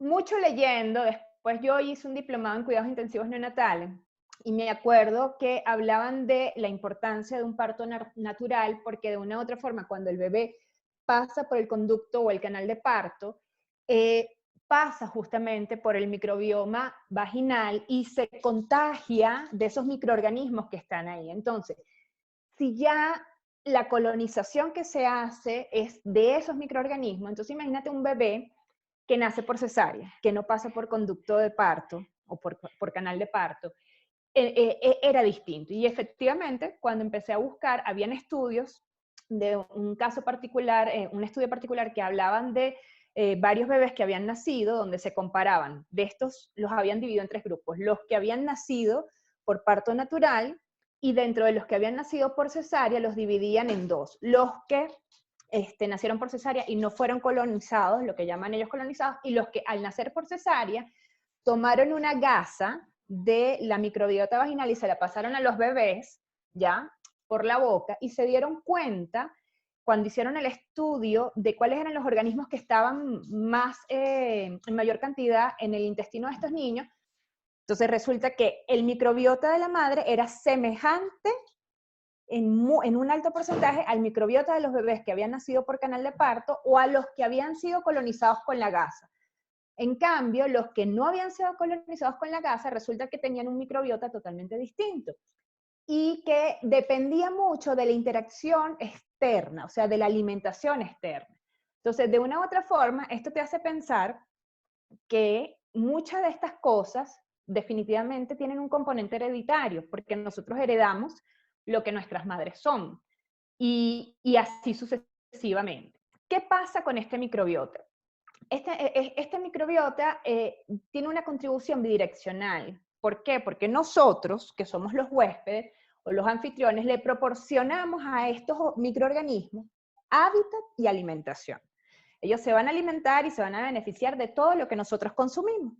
Y ellos, a su vez, nos van a aportar contribuyendo en la fisiología de nuestros órganos. Entonces, uno dice, bueno, chévere, uno se imagina que esa contribución puede ser positiva en todo momento. La microbiota tiene, en general, como que 4 grandes funciones.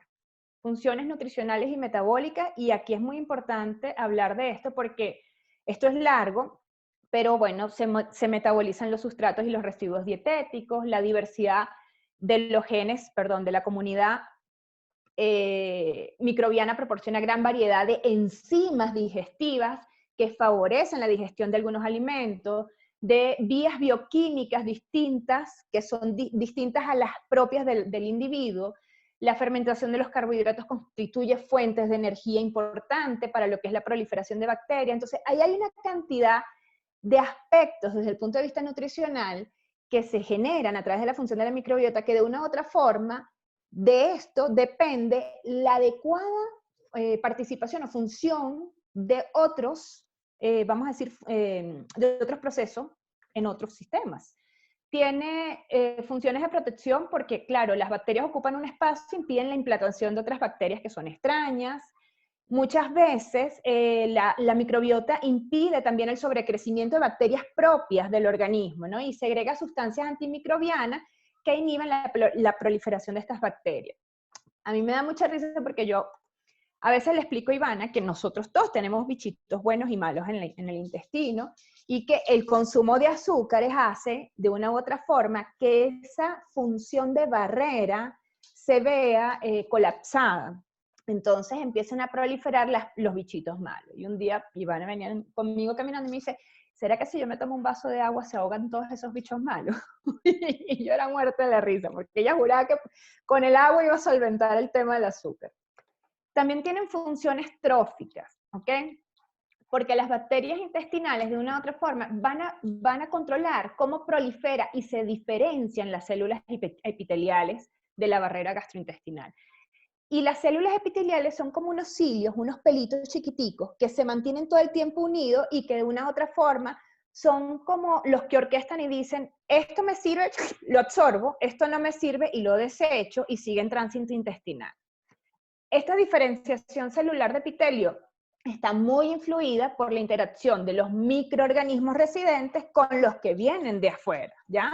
Un poco lo que consumimos.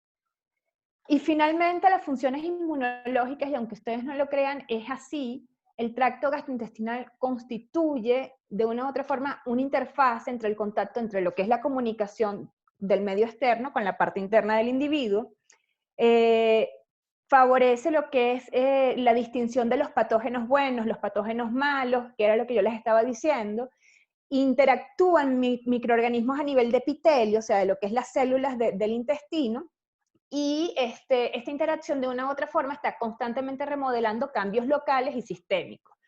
Esto es lo que es el deber ser, esto es lo que se espera. Pero ¿qué pasa? ¿Qué pasa cuando esta microbiota de una u otra forma se va alterando? O porque ya viene de una u otra forma alterada vamos a decir,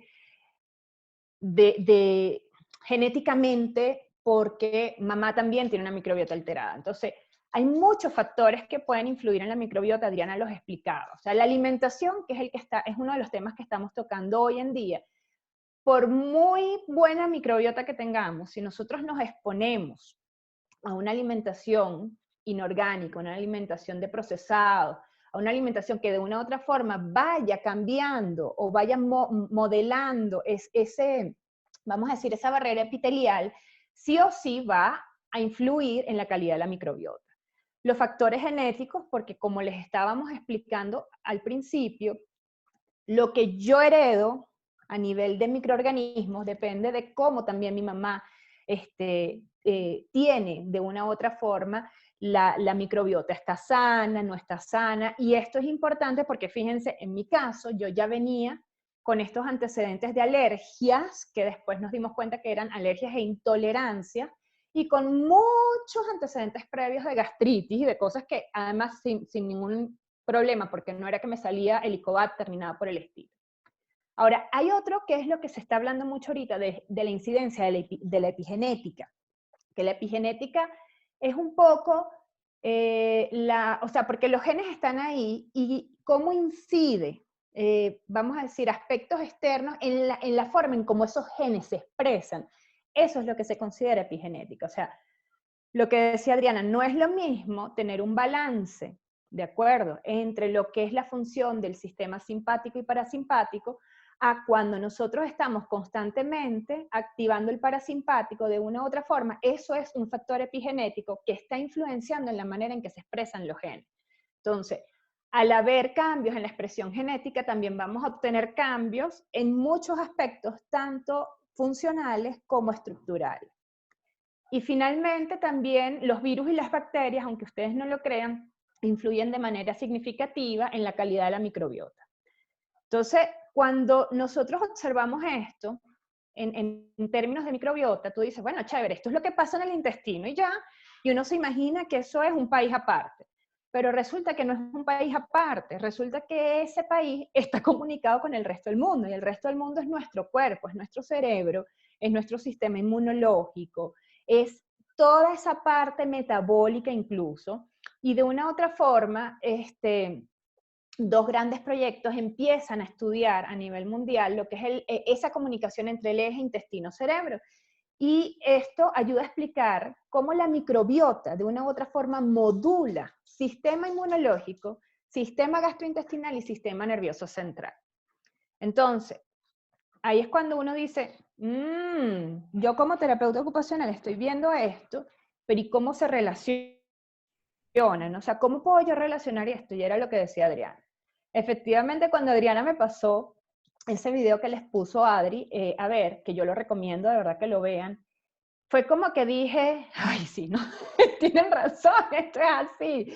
¿Por qué? Porque mucho de lo que uno va observando de forma muy empírica, que era lo que decía Adriana, porque yo tengo rato dándole vueltas a esto y cómo le meto a esto, porque yo estoy viendo que hay cambios. O sea, yo de hecho veía tantos cambios en tan poco tiempo en mis pacientes en Venezuela, porque de pronto se comprometían mucho más rápido con una intervención biomédica, con una alimentación mucho más sana, de calidad, versus lo que veo ahora. O sea, yo ahora veo que siento que me mato a palo dando intervención terapéutica, y es como que falta una pieza, falta una pieza, falta una pieza, falta una pieza, pero todavía los papás dentro de un contexto cultural no entienden mucho lo que es esto.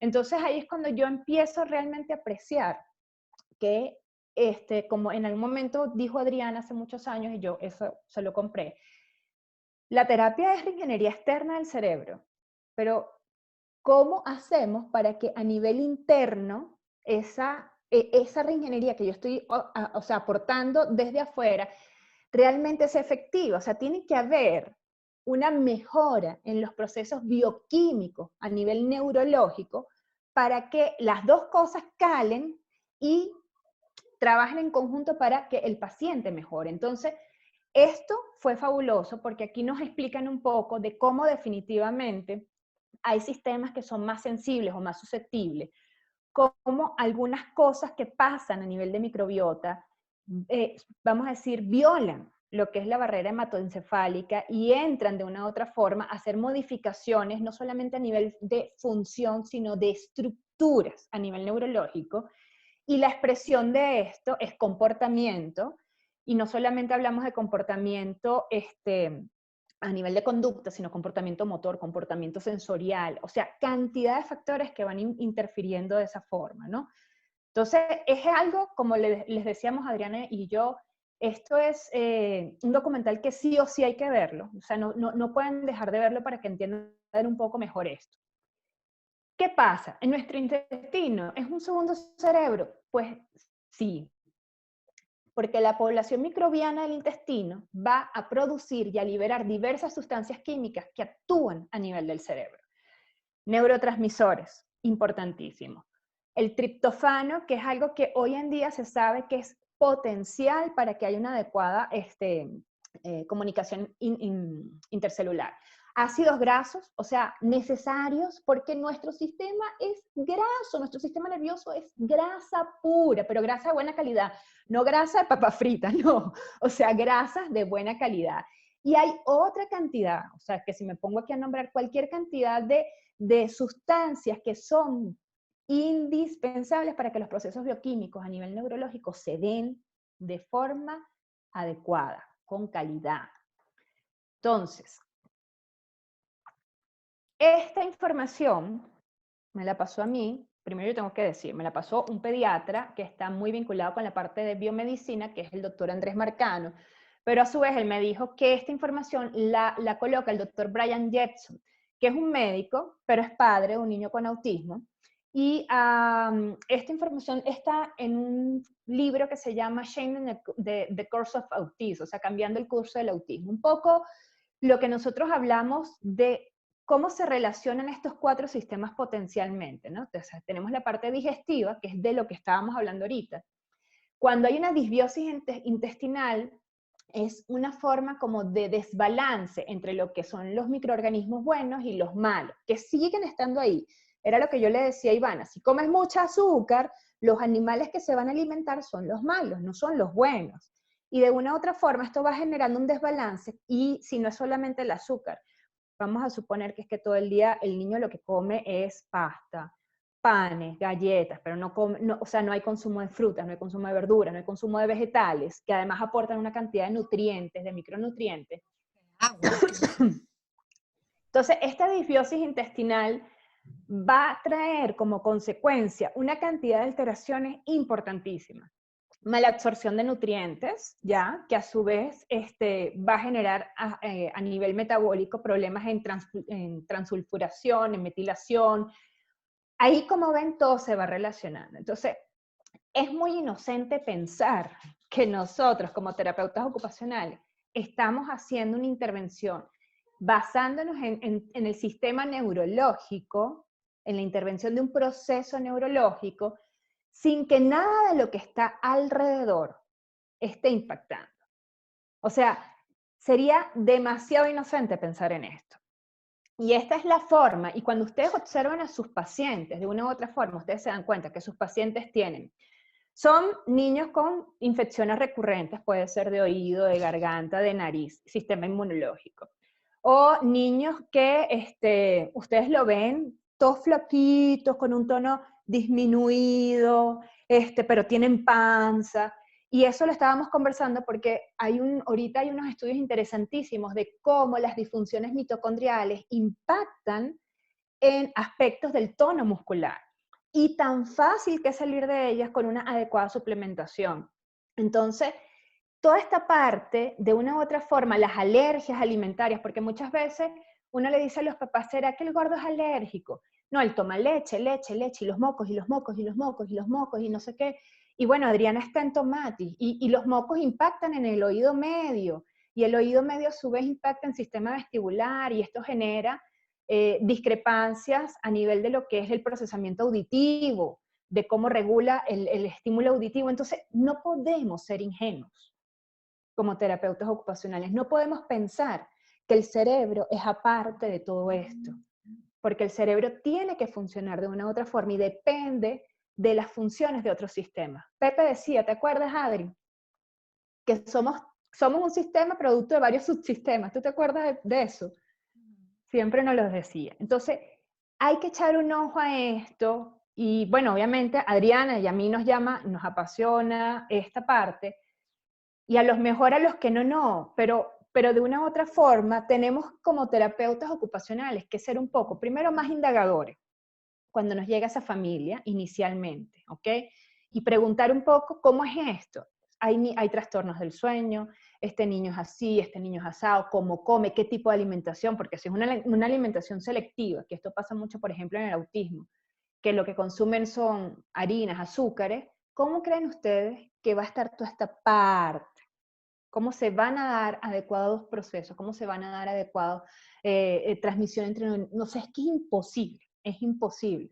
Entonces, esto es una mirada un poco de lo que viene siendo la participación del terapeuta ocupacional en de pronto detectar también un poquito signos que nos puedan generar como esa duda, esa incertidumbre y decirle al papá, hay que hacer una evaluación gastroenterológica, necesito que evaluemos por sistema inmunológico, o sea, dependiendo de cuáles sean los signos, porque si tienes un niño que tiene estreñimiento, que tiene heces blandas o que tiene constipaciones, que les duele la panza, que no sé qué, entonces vamos primero con el gastroenterólogo y el gastroenterólogo al mismo tiempo ya irá haciendo sus experticias. Ah, no, pero es que tengo un problema de alimentación selectiva, tengo un problema de que el niño no me tolera a algunas texturas, entonces bueno, vamos a trabajar en conjunto con el nutricionista. O sea, aquí no se trata de nosotros incurrir en roles que no nos corresponden, sino de aprender a ver, porque así como le pedimos a los maestros que aprendan a detectar signos de disfunciones sensoriales para que hagan la referencia oportuna, nosotros también tenemos que aprender a detectar este tipo de cosas para referir de forma oportuna, ¿ya?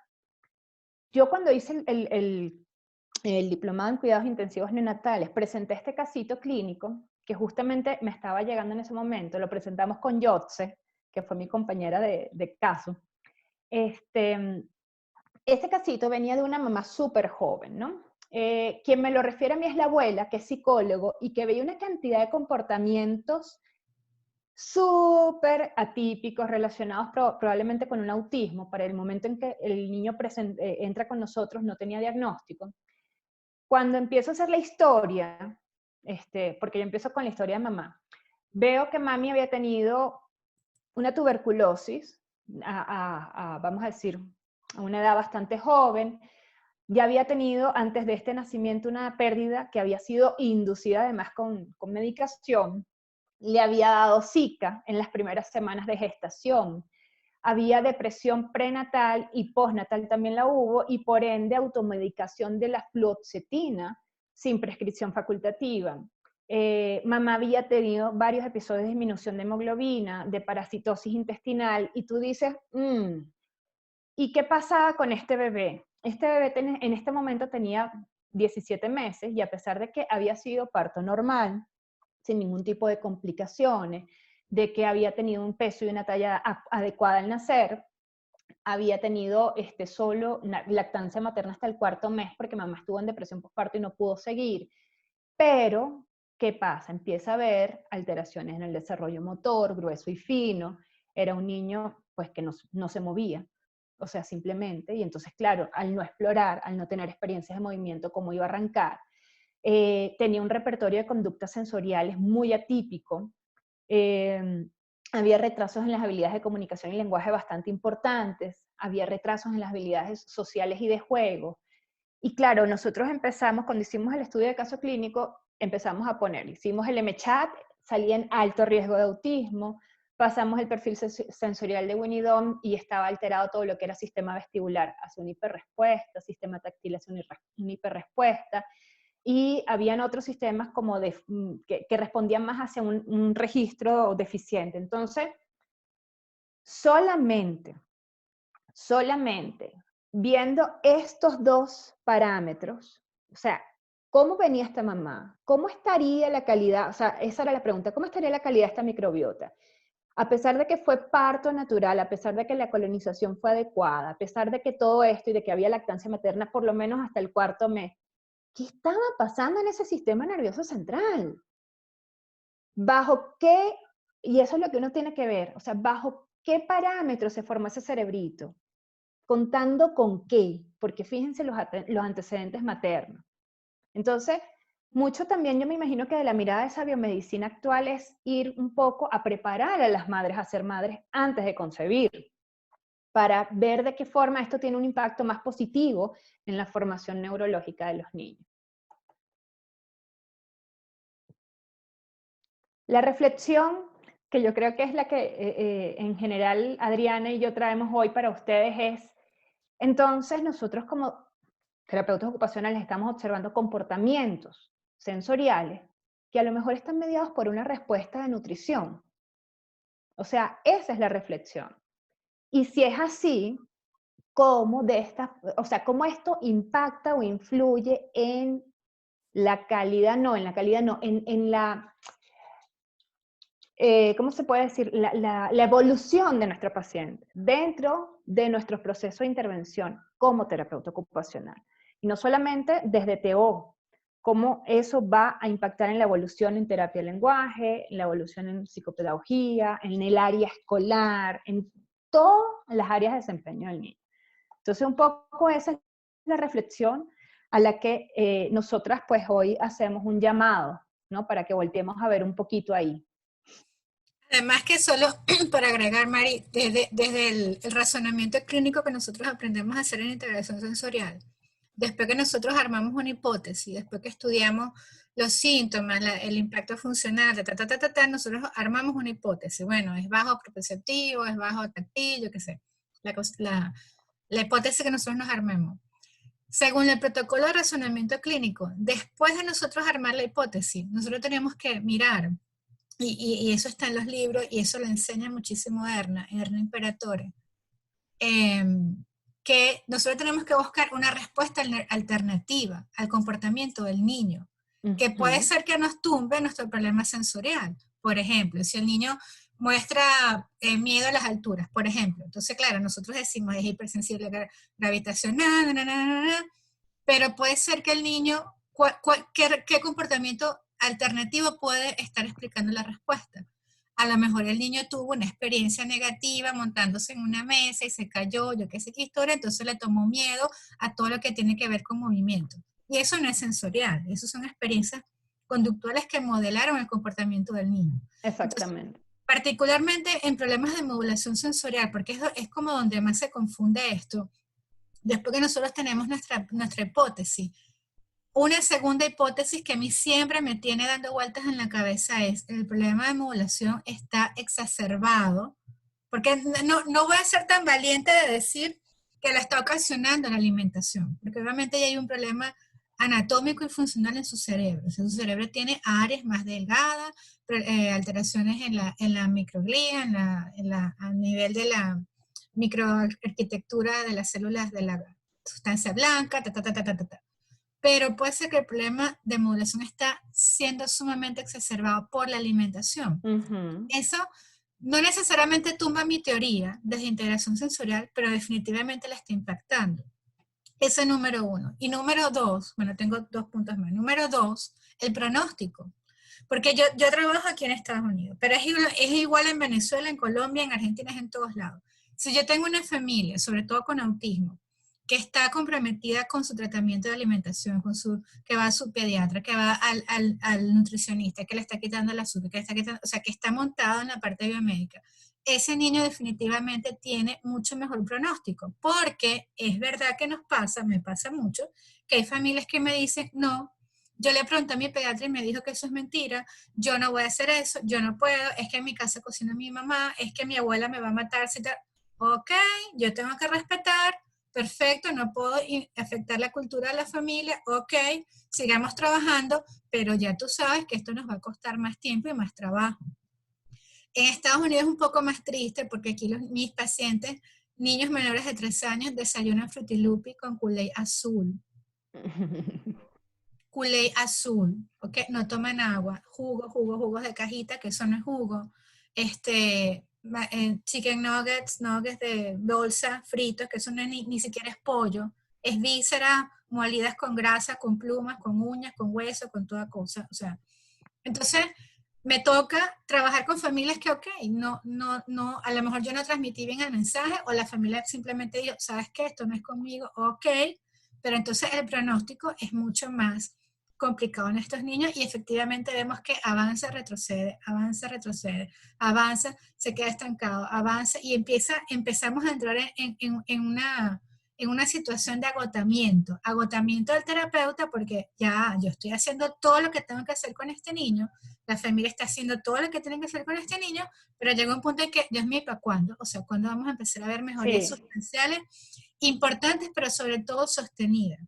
Y la tercera es que si nosotros modificamos o ayudamos a la familia, le orientamos, la familia llega donde un equipo serio, correcto, que empiece el tratamiento, definitivamente nuestros objetivos cambian, porque fíjense lo que me pasó con este niño. Yo me planteé unos objetivos de modulación para empezar a trabajar con él y un plan de trabajo cuando tenía la familia completamente secuestrada por sus pataletas, pero cuando llegó en enero, 5 semanas después, ese plan lo boté y tuve que hacer otro, porque mis objetivos de tratamiento cambiaron y avanzamos casi que 6 meses, un año en tratamiento. Ya entré a trabajar praxis, entré a trabajar organización del comportamiento, entré a trabajar juego funcional, juego simbólico, en vez de quedarme abajo en el fondo del barril tratando de modular al niño. O sea, afecta a nuestros objetivos, afecta los pronósticos que podemos tener con nuestros padres. Y mi experiencia en todo este tiempo es que hay 3 criterios para que un niño pueda salir del diagnóstico de autismo, que es diagnóstico temprano, intervención temprana,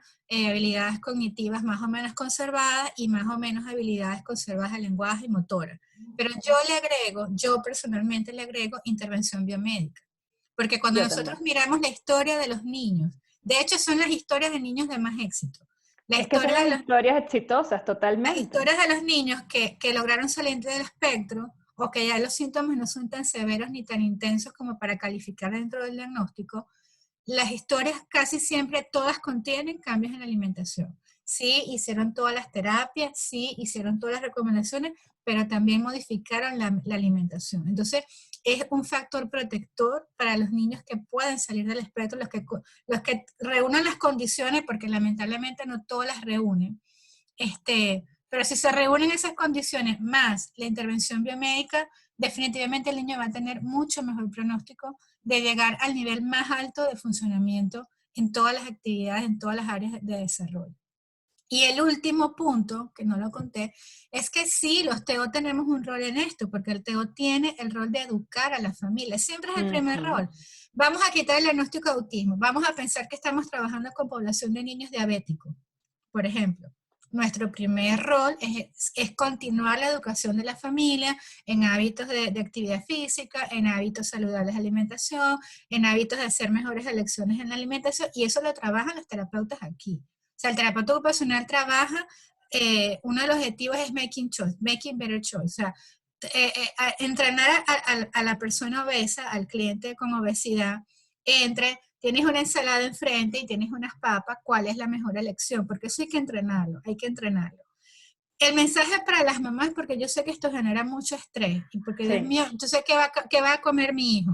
Uh -huh. En el caso de Juan Pablo comía todo, él comía galletas, él comía pequeños, él comía pizza, pero yo se lo hacía en la casa. Yo le hacía las galletas, o sea, yo controlaba el azúcar, yo usaba una harina gluten free, yo usaba, o sea, él comía las galletas como todos los niños del mundo, pero esa galleta no venía de una caja, esa galleta venía de la cocina. Yo le hacía las papas fritas en la casa, las llevaba en una bolsa, íbamos a McDonald's, yo le compraba la cajita feliz, le botaba las papas, le metía las que yo le llevaba a la casa y así se las iba comiendo igual que los nuggets. O sea, la idea es que el niño va a seguir participando de la alimentación porque la alimentación es cultural. Es un tema social además, o sea, y Sí, es entendiendo cultural. eso, De hecho, yo en este camino me he topado con cualquier cantidad de cosas, por ejemplo, con Iván. O sea, en algún momento a mí me llegaron a decir, bueno, si usted no quiere traer a Ivana porque va a haber un compartir, y yo le digo, no. O sea, ¿qué me estás diciendo?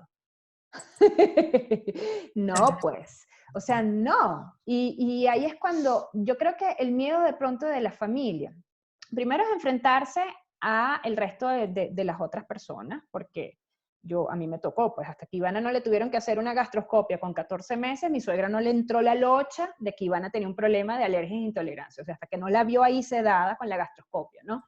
Entonces, tú eres la mamá, tú conoces a tu hijo, tú sabes cuál es el comportamiento de tu hijo. Yo estoy segura que cuando tú entiendas y demuestres el valor que tiene esto en la mejoría de tu hijo, los demás lo van a entender. Eso por un lado. Lo segundo, a lo que los papás yo creo que le tienen mucho miedo es el tiempo y el dinero que deben de invertir en una alimentación limpia. Porque esto es una alimentación limpia. Y sí, hay que invertir tiempo, hay que invertir dinero, pero yo lo que a veces digo ¿es esto mejor de pronto que otras cosas? O sea, porque es como que si llega un punto donde el camino se va a dividir en dos. O sea, yo quiero que tú proyectes a tu hijo en una edad adulta. ¿Hacia dónde van? Hay muchos estudios, cuando uno busca en la bibliografía, que relacionan la depresión con esta parte de la microbiota, que relacionan los TOC, ayer te mandé uno, ¿te acuerdas que te lo pasé? Que relacionan los TOC con esto, de estas alteraciones a nivel de todo lo que es la parte del eje intestino-cerebro. O sea, relación incluso de cuando hablo de procesos metabólicos, de que hay alteración a nivel de funcionamiento de tiroides y una cantidad de cosas. Entonces, si a nosotros como padres nos están dando ahorita la oportunidad, por lo menos los primeros años, que era lo que yo le decía a Iván en estos días, bueno, mi cielo, o sea, ya yo he dado por ti todo. Ahora que ya de tu adulto te vuelvas un desastre, eso es otra cosa. Pero por lo menos los primeros años, que son donde el sistema nervioso se forma y donde depende de cantidad de cosas, te di lo mejor que pude a nivel nutricional, bajo las perspectivas que tiene y todo esto. Entonces, yo creo que ahí es donde uno tiene que ver y probar. Yo le digo a los papás, prueben. ¿Cuánto tiempo tarda un cerebro en desintoxicarse? Eso no lo digo yo, eso lo dicen los nutricionistas con los que he trabajado, un promedio de unos 90 días. Se van viendo cambios incluso en niños inmediatamente. ¿Cuántas veces no nos llegan niños que se están comiendo un helado y después nosotros no podemos controlarlos en la terapia? Pero ese niño es Aquí distintísimo hay al una otro. pregunta. Mira, aquí hay dos preguntas. Dice, ¿el impacto negativo de la mala alimentación se incrementa también en déficit de atención y en general todos los trastornos del desarrollo? Sí. Básicamente la investigación muestra más autismo, pero es mucho más fácil hacerlo para déficit de atención. Las deficiencias de los omegas son típicos en los déficits de atención. Y sí, al déficit de atención lo ayuda muchísimo todo esto. ¿Cómo explicarle a los padres que si el niño tiene un problema de emulación sensorial, vamos a trabajar en ello, pero que influyendo en la alimentación aún se podrán ver más los avances? Porque a veces siento que se quedan con cara de qué me estás hablando. La estrategia es mostrarle evidencia. Ahí Sí. yo le dejé la foto de los artículos. Ustedes los imprimen y le dicen, mire, señor Pérez, esta evidencia muestra que si él consume azúcar, pero ya o sea, porque miren, yo les voy a decir, cuando nosotros empezamos con esto, en Caracas, donde yo vivía, yo entré como en una lista negra en algún momento, porque yo le hablaba de la dieta a los papás. Los neurólogos se ponen furiosos conmigo, ya no me referían niñitos. Y los que me referían le decían, ella te va a empezar a hablar de la dieta. Tú le vas a decir que sí, que tú haces la dieta para que te deje tranquila, pero no le hagas caso a nada de lo que ella te dice. Eso fue hace 10 años. Y mis jefes, y bueno, en aquel momento, sí me tacharon de loca, sí. Y bueno, y si me tacharon de loca a mí, imagínense, por ejemplo, a Lorena Benerroch, a Marjorie, la doctora Marjorie era la que me tenía que acordar, la doctora Marjorie, tantas cosas eran gente loca. Pero como ahora el estudio está en inglés, porque eso forma parte de la idiosincrasia de Latinoamérica, hasta que no venga un gringo a decirnos lo mismo que tenemos aquí 10 años diciendo, la gente no lo va a comprar. Entonces no es que, señor, mire, aquí está la evidencia, esto es lo que sucede, nosotros sabemos que esto va a mejorar así, si empezamos a reducir el azúcar, aquí hay un equipo especialista, vaya con estos doctores si le interesa y vemos qué pasa. Hay otra pregunta que dice del dinero, que cómo hacen los papás que trabajan, que tienen que trabajar los dos papás para pagar las terapias. Miren, hay una nutricionista que se llama Mercedes Benavide, ella tiene mucha información en su página, Food Nutrition se llama ella, y me acuerdo que ella hizo un video muy cómico porque ella decía, les voy a enseñar todas las cosas con las que yo hago la alimentación de mis hijos, que compro en Amazon y que son sumamente costosas. Entonces ella decía, el primer alimento que compro en Amazon, y saca una batata. La batata, pero era muy irónica porque era precisamente hablando de que supuestamente esto es muy costoso. Es costoso si usted intenta alterar o cambiar un alimento, por ejemplo, lo gluten free, lo sugar free, lo no sé qué free, sigue siendo comida industrializada. Entonces, el primer error que cometen los padres al intentar de cambiar la comida es que botan y empiezan a comprar cereal sugar free o cereal gluten free, no sé qué. O sea, no compro la Oreo, pero compro la que es gluten free, no sé qué, no sé Sigue cómo. Sí, claro. siendo industrializada y eso es una Exacto. trampa, eso es una trampa. Entonces, no es que no es que le va a cambiar las papas fritas de McDonald's por unas gluten free, no, es que usted le va a hacer las papas fritas en la casa. Porque las papas fritas en casa tienen dos ingredientes, aceite y papa. Las papas fritas de McDonald's tienen 30 ingredientes. Ese es el chiste de empezar a cocinar todo en casa. La mayoría de los alimentos con los que mis hijos se criaron eran del mercado, porque hace 13 años que yo hice la dieta con Juan Pablo, no existía, ni existe todavía en Venezuela, ni leche de almendra, ni nada de eso. Íbamos al mercado, comprábamos las verduras, la fruta y yo la cocinaba todo en casa. ¿Implica más tiempo? Sí, Sí. definitivamente sí implica más tiempo. Pero yo puedo decir ahora, después de muchos años, que tal vez ese fue uno de los factores protectores que para los cuales Juan Pablo haya podido salir del espectro, porque tal vez no lo estaba haciendo con la conciencia de que lo entiendo ahora, pero yo le hacía desde la leche de almendra, las galletas, la pizza de yuca, todo, los plátanos. Y además que en Latinoamérica tenemos la ventaja de que nosotros cocinamos un poco más en la casa. Fregado están los gringos, porque si la cosa no viene de una caja, de una lata, yo para eso simplemente no es comida. Ellos no van a pelar una batata, ellos no, porque incluso las verduras vienen en lata. O sea, aquí todo se abre en una lata y se echa en el plato o se echa en la olla, que ya es industrializado. Entonces, el tema del costo del dinero depende para qué vas a usar el dinero. ¿Vas a comprar leche de almendra? La puedes hacer en tu casa. ¿Vas a comprar galletas gluten free que son carísimas? La puedes hacer en tu casa y son naturales de tu casa, no son industrializadas. Porque todo lo que venga de una caja, de una lata, tiene demasiados colorantes, aunque diga sugar free, gluten free.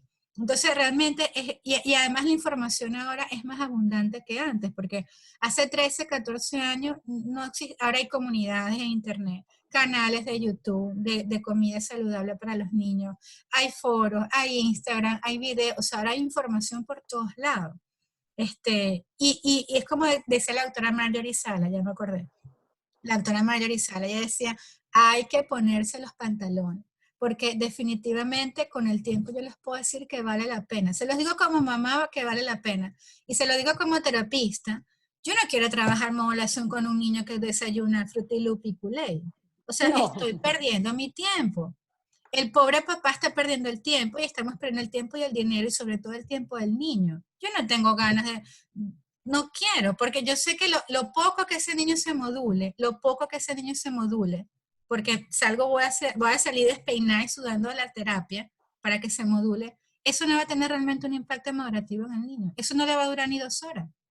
Porque en lo que sale la terapia, Chupulún se enchufa un culé azul, que es lo que me impacta, porque en Venezuela había culé rojo, pero nosotros nunca vimos un culé azul.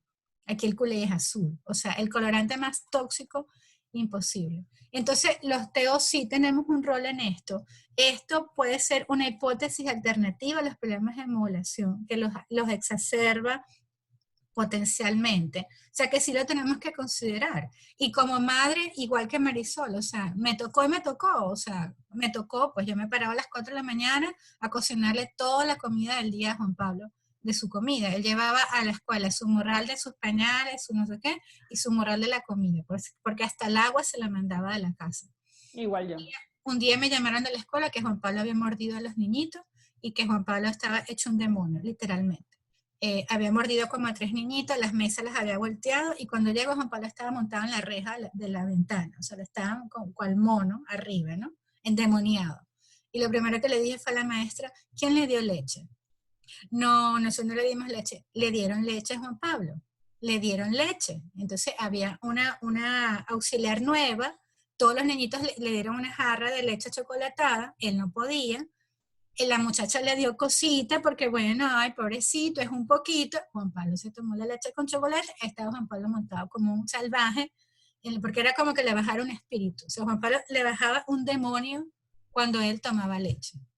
Entonces, vale la pena. Hoy Juan Pablo tiene 14 años. Por ejemplo, mucha gente me pregunta: ¿y la dieta va a ser hasta cuándo? No sé hasta cuándo. No sé hasta cuándo, pero sí te puedo decir: Juan Pablo tiene 14. Juan Pablo no toma leche, no le pasa de acá. Él no toma leche, él no come queso, él no come jamón. Le encanta el refresco, pero se lo compro una vez a la semana. Y una botella pequeña donde se acabó y se acabó. O sea, hay alimentos que él ya no tolera, porque es que como no los comió nunca, no, su cuerpo no los recibe. Y Juan Pablo tiene déficit de atención porque él salió de autismo. Los niños que salen de autismo caen en el siguiente planeta, que es déficit de atención, pero bueno, ¿a quién le importa el déficit de atención? Y definitivamente cuando él abusa de los dulces en la escuela, la comida porquería que él come, vemos un impacto en la atención. O sea, la atención se va para el suelo, y él lo dice. Y él llegó un momento en que me dijo: mamá, por favor, mándame la comida de la casa. Ya yo no quiero seguir comiendo la comida de la escuela. No quiero, ya me siento muy mal. Mira, Adi, y tú sabes que hay adultos, anecdóticamente, que comentan que cuando comienzan a hacer, porque hablamos de dieta, pero realmente esto es un cambio de paradigma de alimentación, que yo creo que en general la persona, sobre todo Juan Pablo y Ivana, que nacen con esto y que ya están más habituados a esto, para nosotros sí es un cambio feo, para los que veníamos acostumbrados con otra cosa, pero para ellos ya eso es parte natural de lo que son ellos como individuos, ¿sí me explico? Pero he escuchado de adultos que no llevan ningún tipo de alimentación y que empiezan solamente retirando gluten y hablan de que mejore la obnubilación mental. O sea, ellos decían de que pronto se quedaban como que les costaba, era como una pesadez pensar, no sé qué, y que ahora tienen pensamientos más claros, que tienen capacidad de concentrarse en tareas por más tiempo. O sea, realmente hay que echar esta miradita. Hay que echarle mirada. Mari, ellos me están pidiendo que ponga otra vez el artículo que hay que enseñarle a los padres. Tú Claro, puedes déjame, cerrar tu share. ya voy, ya la De cierro. todas maneras, esta conversación se va a quedar grabada, se va a publicar en las páginas de la Asociación Venezolana de Integración Sensorial, en la de Neurodesarrollo, en tu página también, Mari, ¿verdad? Sí. En todos lados vamos a poner el conversatorio, y ahí quedan las láminas puestas, pues, y el material también. Bueno, yo creo que ya, Mari, ¿tú tienes alguna otra pregunta para terminar?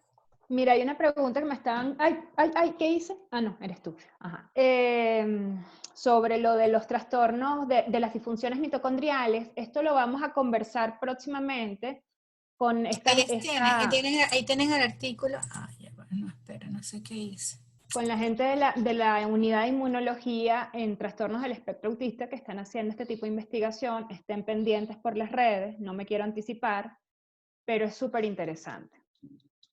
Este es uno de los artículos, este es del 2020. ¿Lo ves ahí, Mari? Sí está puesta, ¿verdad? Sí, sí, sí se Ajá, ve. este es uno. Tomen un screenshot o le toman una foto y lo buscan en internet. Y el otro, hay muchos, hay varios. Lo que pasa es que estos son como los más nuevos. Y el otro es este, que es el del año pasado. No, este es el de la ansiedad. Este que está acá. Que es del 2019, fue publicado en la revista de Nutrición y Neurociencia.